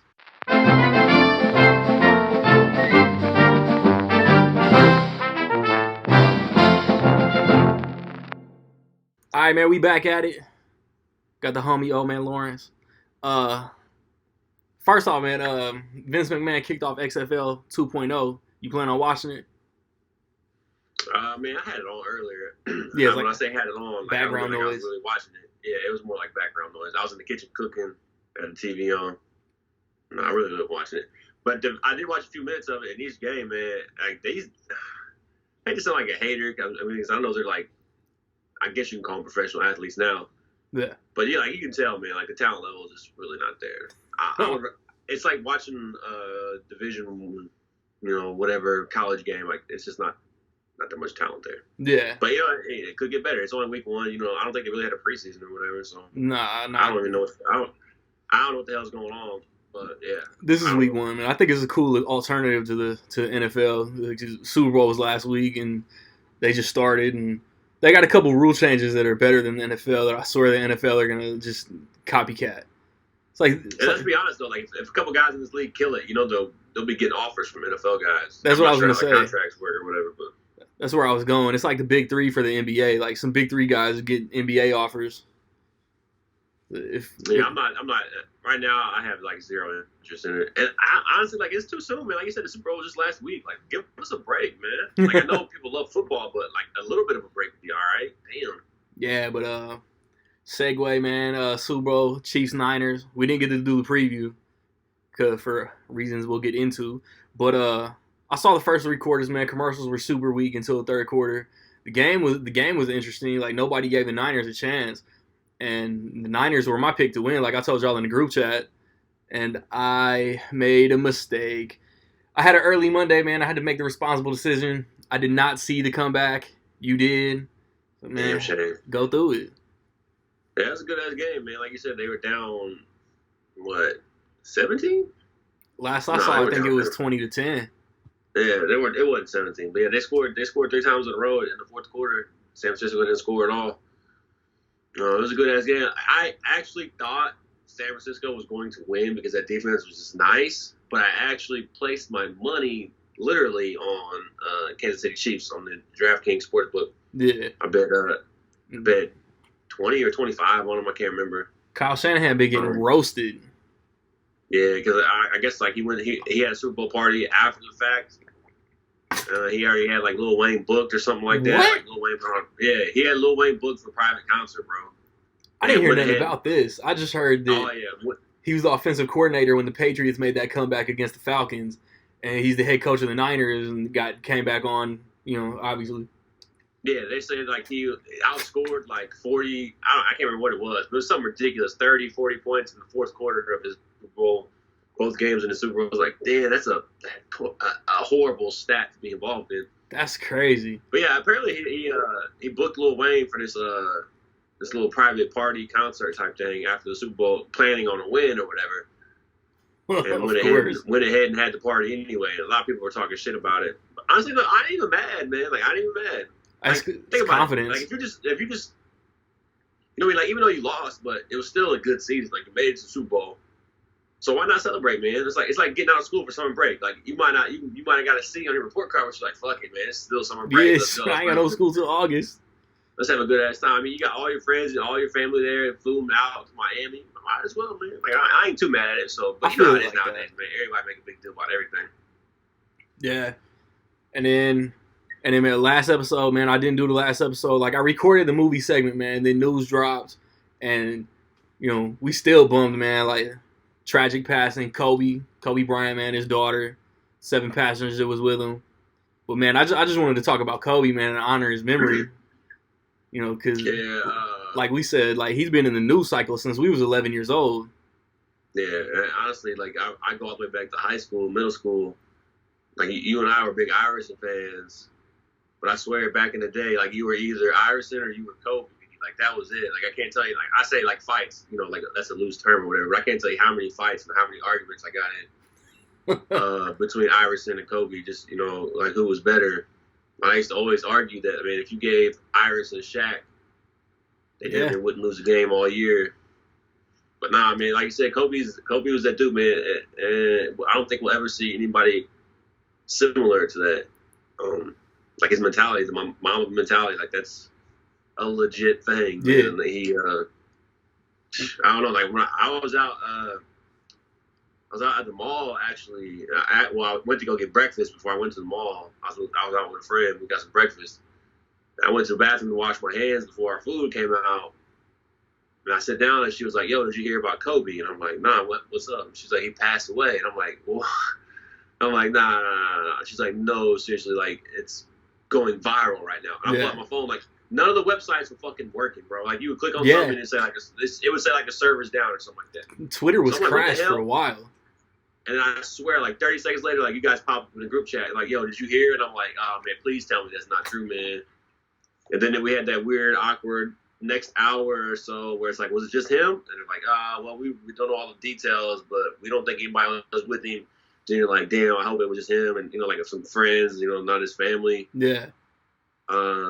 And then you hear that his daughter was in there, and it's just, I don't know, I just got knots in my stomach, man. Yeah, man, I'm telling you. Like, some scumbag outlet tried to say, like, all his kids were with him. False reports and all that bullshit. Yeah, you heard, like, Rick Fox or something. Yeah, Rick Fox was in that shit, too. I wouldn't want to go into all that other dumb shit too much, man, but, yeah, it's, it took a couple of days for that shit to sink in, man. It still doesn't feel real to me, man. It really doesn't, man, because, like, all my Instagram and Twitter is just like all been Kobe shit. That's it. And that stuff usually annoys the hell out of me, honestly. But it's kind of dope to look back on Kobe's past, and it kind of makes you feel bad because we got the cliche thing now, like you're supposed to give people their roses while they're here living. Yeah. And Kobe, damn, it was tragic, man, for real. Kobe is one of them dudes. Like technically, we could talk about Kobe in every segment of the show, man. Cause Kobe won an Oscar. He did that short, and Kobe's an Oscar winner. Yeah, and he obviously hoops. And then like one of Shaq, he got a verse on one of Shaq albums. It sounds weird to say, but Kobe got a show. He's got a music video. Who did the music video with? I think it was some R&B shit. Somebody shared it. That's been popping up all over the internet, man. I hit all his old commercials, man. Been watching them on YouTube. Dude, I don't know, man. That one with Kanye. Kobe. And, like, favorite Kobe moments, man. Like, my favorite Kobe moments are the post-Shaq era, honestly. I mean, don't get me wrong. Froby was a beast. Yeah. Froby was that guy, but I don't know. I started to appreciate Kobe after Shaq had left because everybody thought he was borderline crazy because he's always talking shit to everybody. Like, nobody liked to play with him, but you start to realize that dude just pushes himself so hard. Even Royce 5'9", he touched on it in one of his tracks. He said, I'm tired. You're lazy, and I'm tired of your jogging. He's talking about Kobe and Shaq. But that just tells you right there, like, he impacted so many different type of people, man. Music industry, the film, just fans. He had a huge following overseas. Like, this wasn't just a dude. A basketball player, like, nah, man, like he touched so many people in so many different parts of the world. It's crazy. Kobe had a worldwide impact, man, for sure. And the other victims involved in the crash, like, man, my heart. Yeah, for sure. Yeah, to him, man. That's kids lost their parents. Anytime you lose some kids, and parents, I couldn't even imagine, man. I don't know. It just as the more and more details came out, man, it just sucked more and more, like, hearing about that shit. Because not only did we lose Kobe, but you start to hear about this other stuff, and it's just like, damn, man, like, I really don't want to hear about this. And it sounds messed up to say that, but it's just, you can only take so much, man. Yeah, so, I swear. That was super messed up. It's like, I didn't realize that he wasn't starting for the Lakers when he started that All-Star game in the Garden. Yeah, it's hey, you go back and you see all these people posting their favorite Kobe moments, man. And, like, it's hard to pick one, man. Like, I remember Kobe fresh off the championship showing up at the Rucker Park. Yeah, all that stuff. Like, that's back early social media days. So, like, you know what I mean? Like, it wasn't like popping like it was now. But you heard about that stuff, and you're like, damn, Kobe is, like, really out here busting ass 24/7, like, no days off. Like, that shit was crazy to me. After the 2000 finals, man, I was butthurt because they beat the Pacers. And then they beat us bad, bro. And then he got in that fight with Reggie the next time that we were in LA. And then, yeah, like, I think after Shaq left, he started doing that little underbite thing, though. He started walking around making that face. That's when I was like, man, Kobe is nasty. Like, that's when I, like, really started to, like, find my love for Kobe. Mm-hmm. And then his final game, he put up 60 on the Jazz off, like, 50-some-odd shots. That shit got higher ratings than Golden State breaking to 73-9. Crazy, man. Hey, I remember I watched that. I think the group chat was popping there. I think we were all watching that game. But I remember when he scored 81, I watched that shit live because at that time, like, I was working second shift. Yeah. So I had that game, West Coast game started at 10:30 here in Indianapolis. And I remember I came home when I watched that game, and I had it on. It was like midnight, 1 o'clock before that game ended, and I was watching it. And I'm like, yo, this dude has like 60 points. I'm like, yo, this dude has 70 points. And I'm pretty sure this is going to sound, I'm going to make myself sound horrible here, but I think I dozed off. and I woke up the next day, and I was like, "Holy shit! He scored 80." Nobody's matching. And then it turned into the whole Jalen Rose gardening thing. Oh, which by the way, a little bit of foreshadowing. Like 2 days before his passing, Jalen Rose posted that reposted that commercial that he did. No, he did an episode. It was like a sitcom where he walks. I know what it was. You know that video I'm talking about, right? He walks up to him in a restaurant. Yeah. How many olives? 81. It was like 2 days before his passing. Jalen Rose. It was like 4 years ago we shot this video or whatever, and I was like, I retweeted it. I was like, man, this is classic from both of these dudes. Man, but I think it was the anniversary of when he dropped 81. The waiter was like, seriously? He's like, nah, it's a joke between us. He gets it. It's savage, man. He gets it. It was hilarious. Shout out to Jalen Rose for being a good sport about that, man. Yeah. One of the best voices the NBA has right now. I swear. I'm telling you, I've said it multiple times on the show, man. Jalen and Jacoby is my favorite show on ESPN. Jalen Rose is probably the best ambassador for the NBA right now. Yeah. If I'm being honest. Just my opinion. Obviously, I'm a little biased because, we got roots here in Indiana. Yeah. But like it was like January and Kobe is crazy, man, because he dropped 81 in January.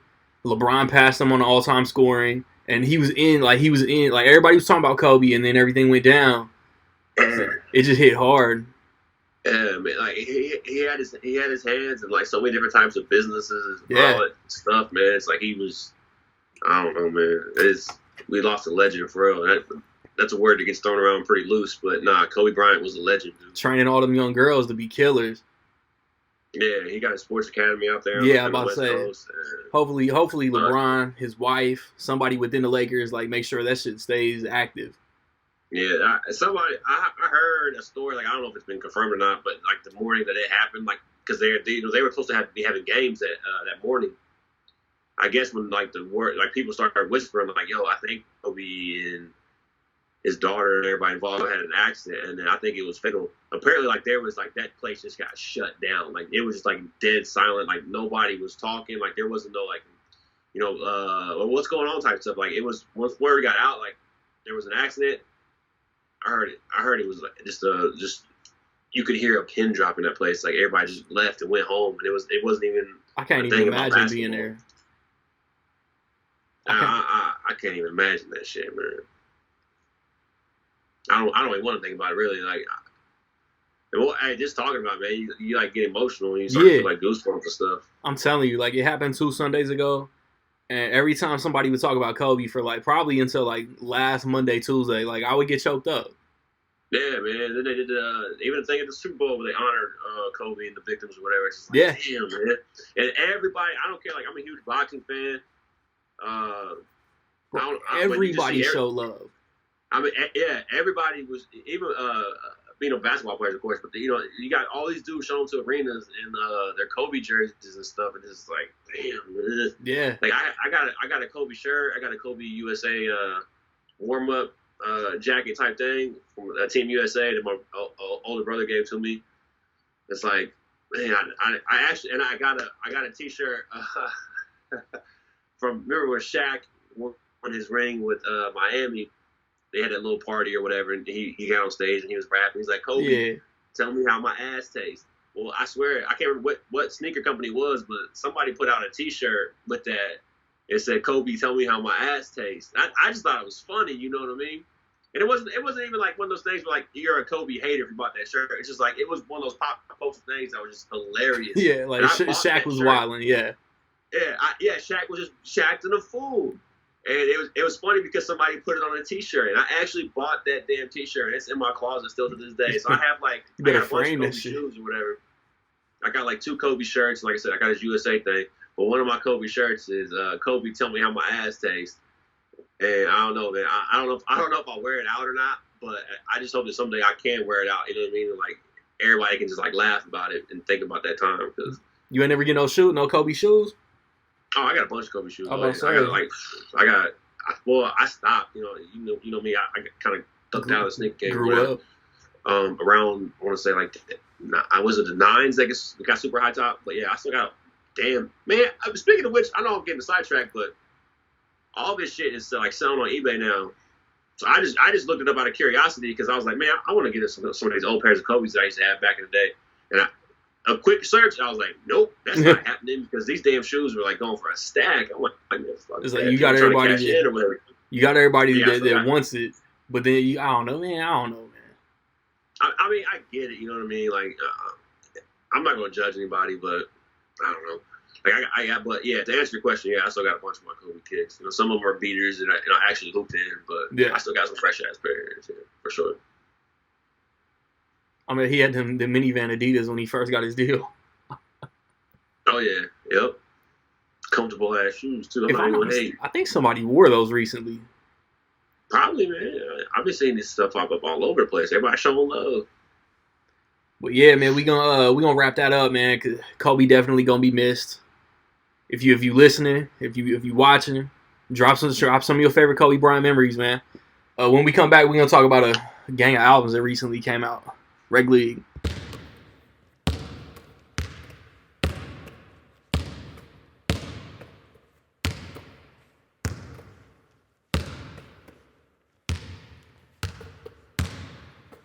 Yo, I wanted to drop some bars in honor of Kobe. I know he didn't know me, but the world feel like we just lost a homie. Whether Ocho or 24, man, Mamba was vicious. So many highlight plays, we couldn't believe that he did this. Then it's those who focus on negative for hot takes and attention. But I'm sure it was other deeds and philanthropy done that's not even mentioned. 2000 NBA Finals Game 4, I learned never to doubt you. I hate that your daughter gone, but maybe it would have been too hard without you. The world feel the loss, LA, the whole grieving nation. I hope your family feels the love outpouring and all the appreciation. I hope all the families affected have an outlet for mourning. Hope they can focus on love and healing and what's really important. See, fans lost a sports legend, but families got broken. Hopefully they can get the space and take the time to release every felt emotion. Worldwide, it's recognized the NBA lost the legend of the game. From here on out, watching basketball won't ever feel the same.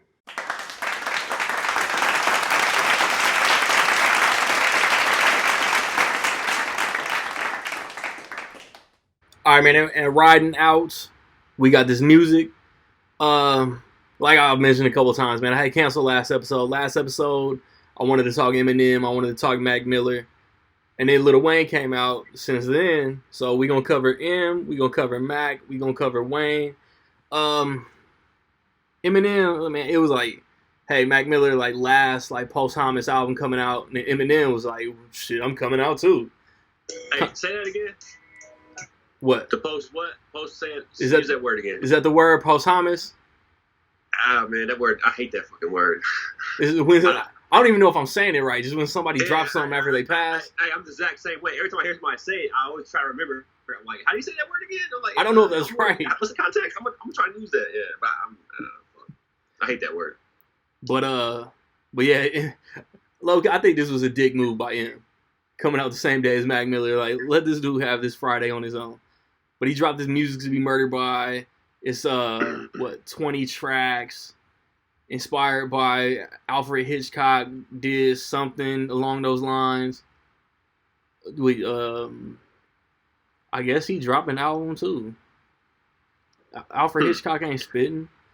But let me see. Young, M.A., Royce 5'9", Ed Sheeran, Juice WRLD, Skylar Grey, Black Thought, Q-Tip, Anderson .Paak, Don Toliver, other Slaughterhouse members except Joe Budden got on the album. And I don't know, man, what you think about it? Man,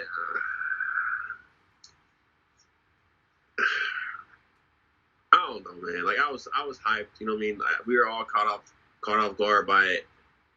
And I will admit, like, I'm super bad about this. Like when I first wake up, like I'll turn on my iPad to the news because I wake up stupid early, so I'll turn on the news and I'll check the weather, you know, traffic or whatever.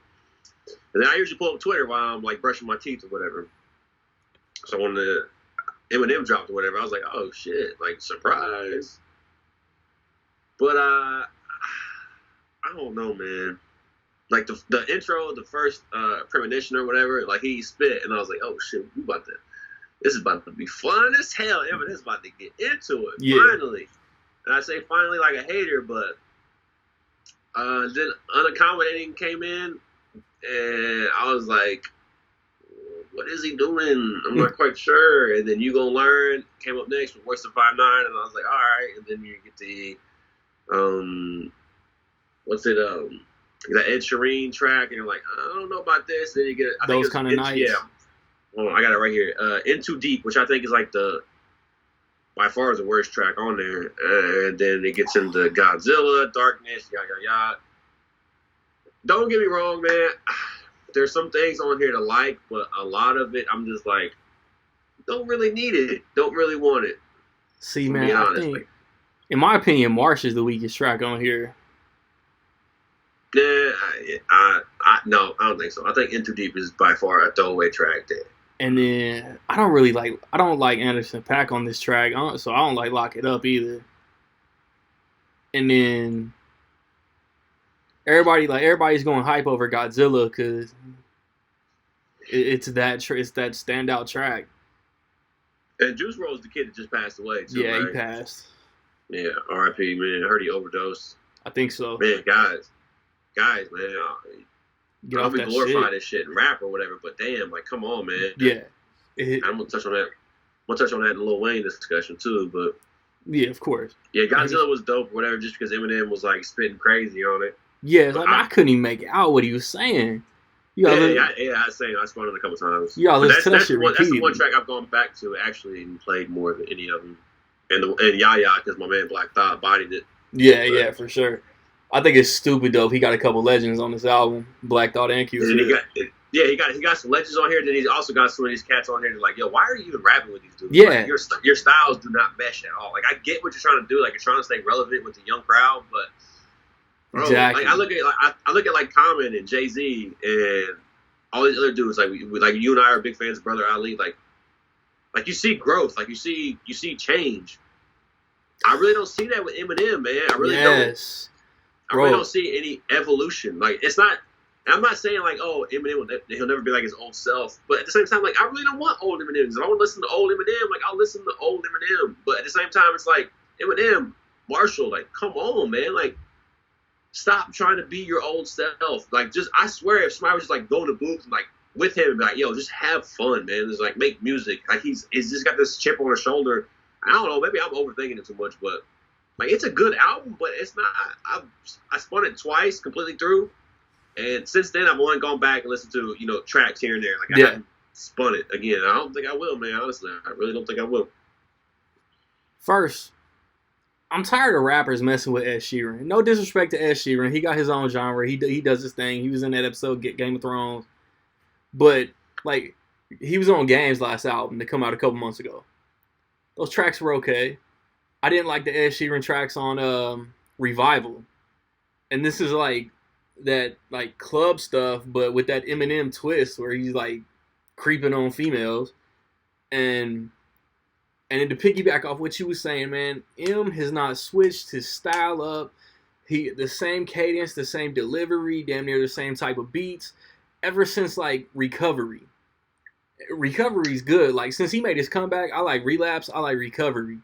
And then Kamikaze, like a year and a half ago, was fun. But every other album he's come out with has been fine. And it's like... It's not... Like, I really don't need... Like, if he doesn't change up his style, like, that's cool, man. Like, you know what I mean? Like, you don't have to change up your style. But at the same time, like, like, there's so much stuff going on in the world right now, man. Like, and you're still talking about the same old shit. Like, we get it, man. You're dope. You're one of the baddest people to ever pick up a microphone, man. Like, we get it.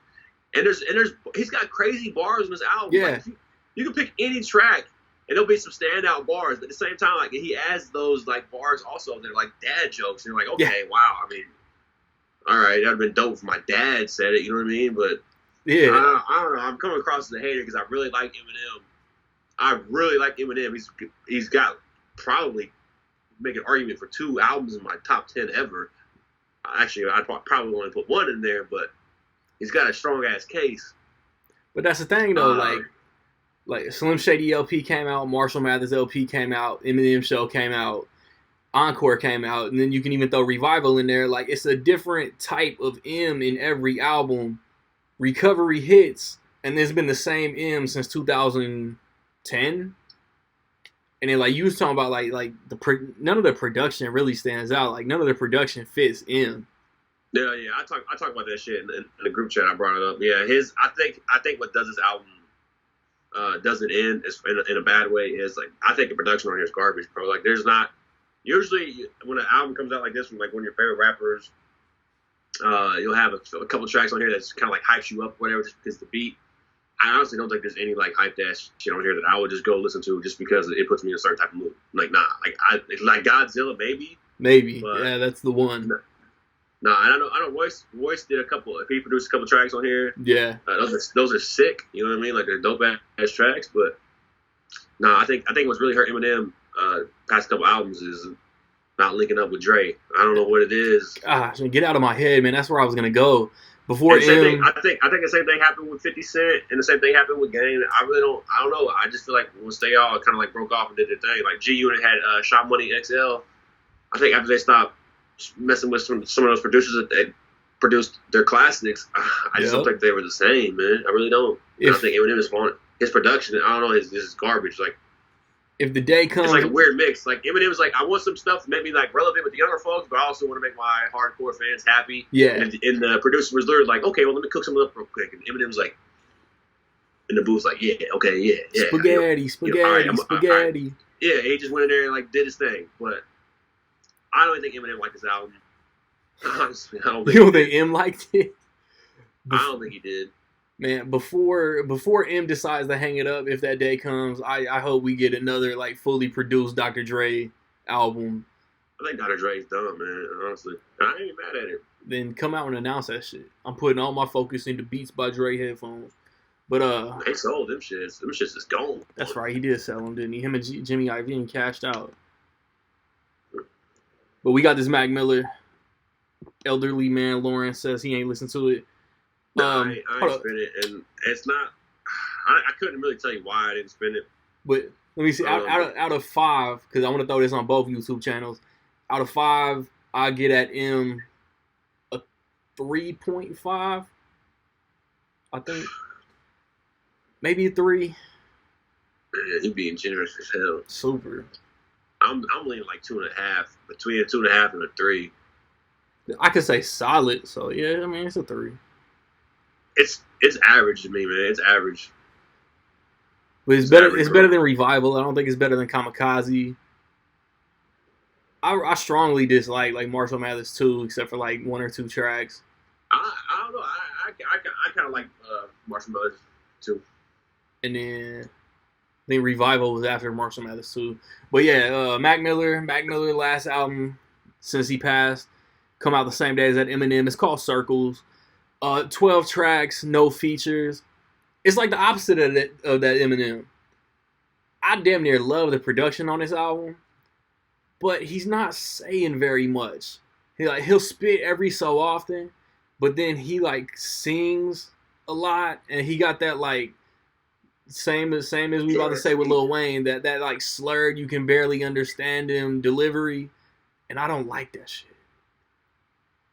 Yeah, I don't really know the background on this album, but anytime somebody passes away and new music comes out, I'm real hesitant because part of me feels like this music probably didn't come out for a reason.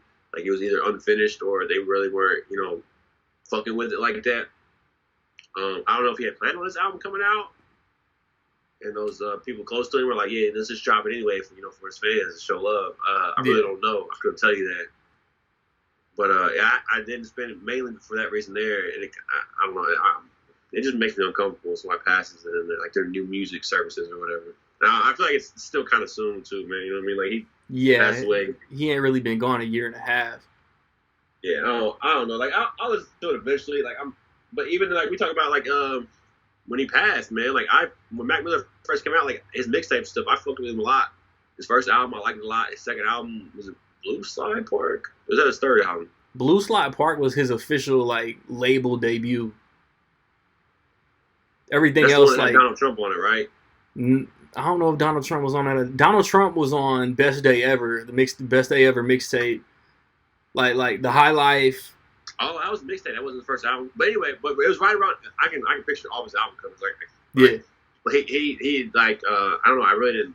I don't want to say I didn't really like him, but I didn't like him as much as I did mixtape Mac Miller. That's what I was finna say. His mixtapes I think are stronger than his albums. But that's the thing about mixtapes, though. You know, it's a gift from the curse, and I feel that way about with a lot of rappers. So actually, too. But then like watching movies with the sound off isn't bad, and then neither was Swimming that came out like a month before he passed. Yeah, like I heard like Swimming in Circles. You know, it was kind of supposed to be a thing that he had kind of like planned all along. Okay. I don't know, man. It's one of those things like kind of like the Kobe thing, man. You know, like it sucks to talk about. Like, yeah. Because I wish he was here, like still doing his thing, you know, making music for his like real fans and shit. Again, man, I think I'll go 3 on Circles.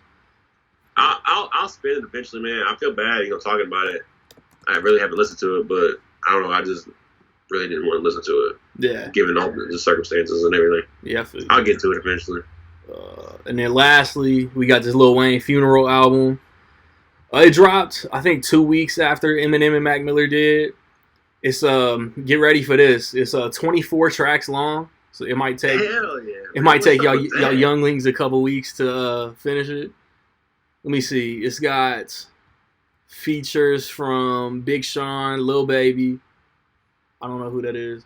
J-Rock, Adam Levine, 2 Chainz, Takeoff, The Dream, Lil Twist. Extension. No disrespect to this dude because he passed too, but I don't know how to say his name. OT Genesis. Can't mess with y'all young rappers, man. I can't even pronounce y'all names. I know you spun this, man. What you think? You was hype on Carter 5s. I know you was hype when this dropped. Yeah, I think out of everybody associated with the powder, I think I was really the only one that messed with the Carter 5. Like I still go back and the Carter 5. I thought the Carter 5 was super dope. Yeah, it had its moments, but I wasn't too high on Carter 5. I thought the funeral, the title track number 1 was super dope. We got the classic wordplay, rhymes, crazy rhymes. He came in spitting. Lil Wayne. Yeah, that shit was dope to me. Mahogany was dope. I think Mama Me is probably my favorite track on the album as of now. I'm not a big Sean fan, but I feel like it was you know, kind of a dope song. You know, it was fun or whatever. Yeah, like I do it. Yeah, I do it was cool. I'm not like I didn't like Lil Baby verse, but what Sean and Wayne did was dope. Yeah, and then right around I want to say like halfway point of this album, like it kind of fell off. Like I really wasn't liking it. Yeah, and then it kind of picked back up. I want to say like around 13 or 14. Like I got the track list here, but I don't have all these songs memorized yet. Yeah. But it picks back up, and then it kind of tails off again at the end. I don't know. I don't know if it's the fact that it's 24 tracks on here. It makes it so kind of hard to like pick standout tracks. Yeah. But I feel like the first half of this album, the first chunk of it, like I want to say like 1 through 6, 7, is real dope. It kind of slows down, and then it kind of comes back. I don't think it's good as the Carter 5. And it'd probably be towards the bottom in his catalog. But there's actually some good stuff on here, and he's got a lot of bars. She's like, I want to say, like, is it?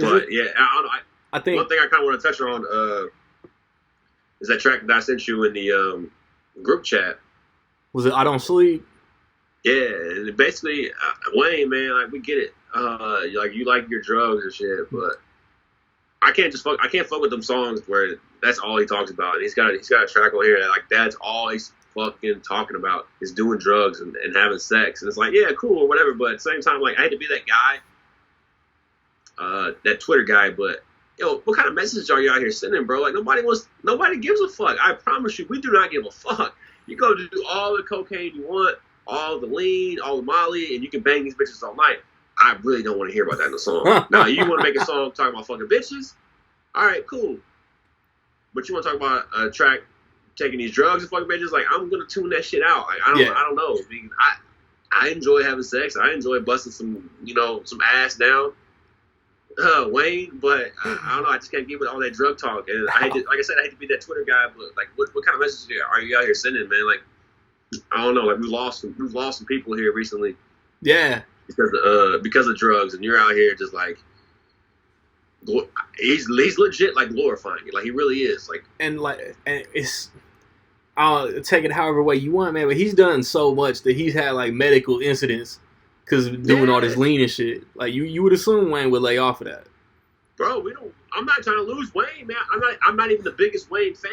But Yeah. I'm not trying to lose you, bro. Like, I'm really not. Like, you got kids and stuff, man. Like, you got so much going on, man. You got so many fans. Like, yo, chill. I know it's easier to say that than it is to actually do it, but I don't know. Like, when I hear tracks like that, and I just don't mess with them. But anyway, like I said, I'm getting sidetracked.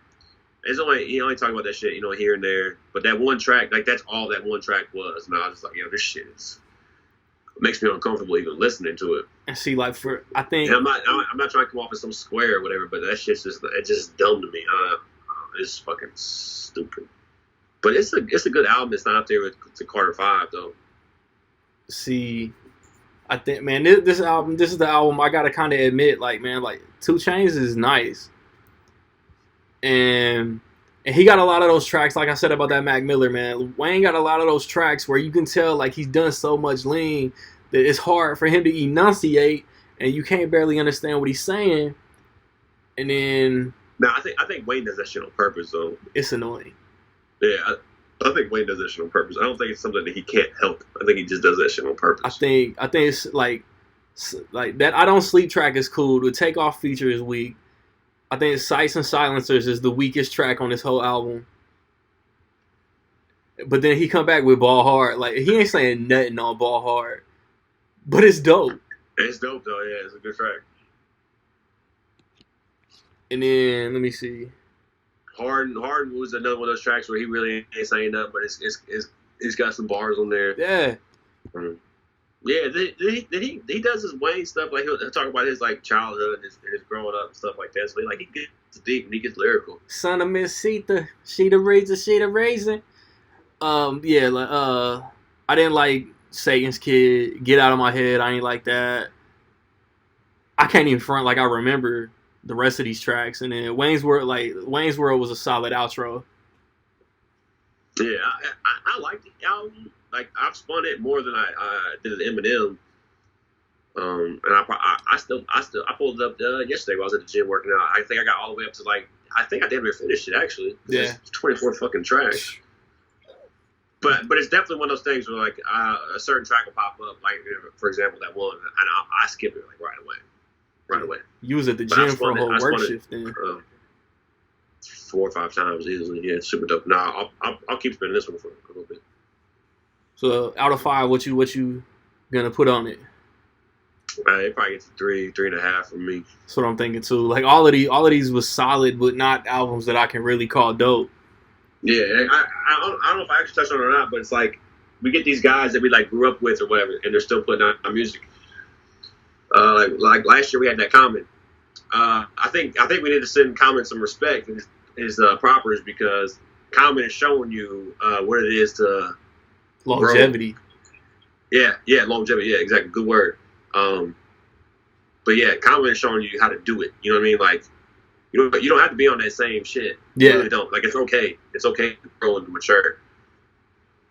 And I think Common, stayed true to himself in the classic Common, but he also brought something new to the table and something fresh. I think Wayne and Eminem kind of struggling with that right now. Yeah, they are. But yeah, man, 3 albums, lengthy hip hop conversation. If you bump these albums, whether you watching, whether you listening, let us know what you thought. I don't know if anything in hip hop is gonna happen in the next 2 weeks. I'll figure something out to talk about.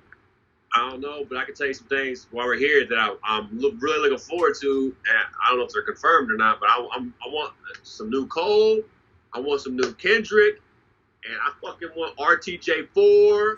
Like last night, I want that shit as soon as I can get it. I'm tired of waiting. Man, for real, man. I'm going to make sure I put that on the Twitter post. I'm going to tag LP.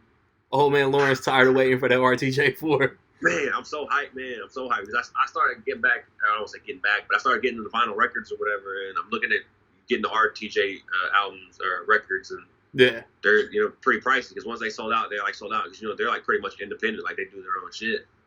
They might all be on different labels too. And I keep telling myself that like when this RTJ4 is first announced, like I'm logging on and I'm buying that vinyl. Then I really want this. I want this record bad, man. I can't wait for this shit. With all that being said, man, chill until the next episode.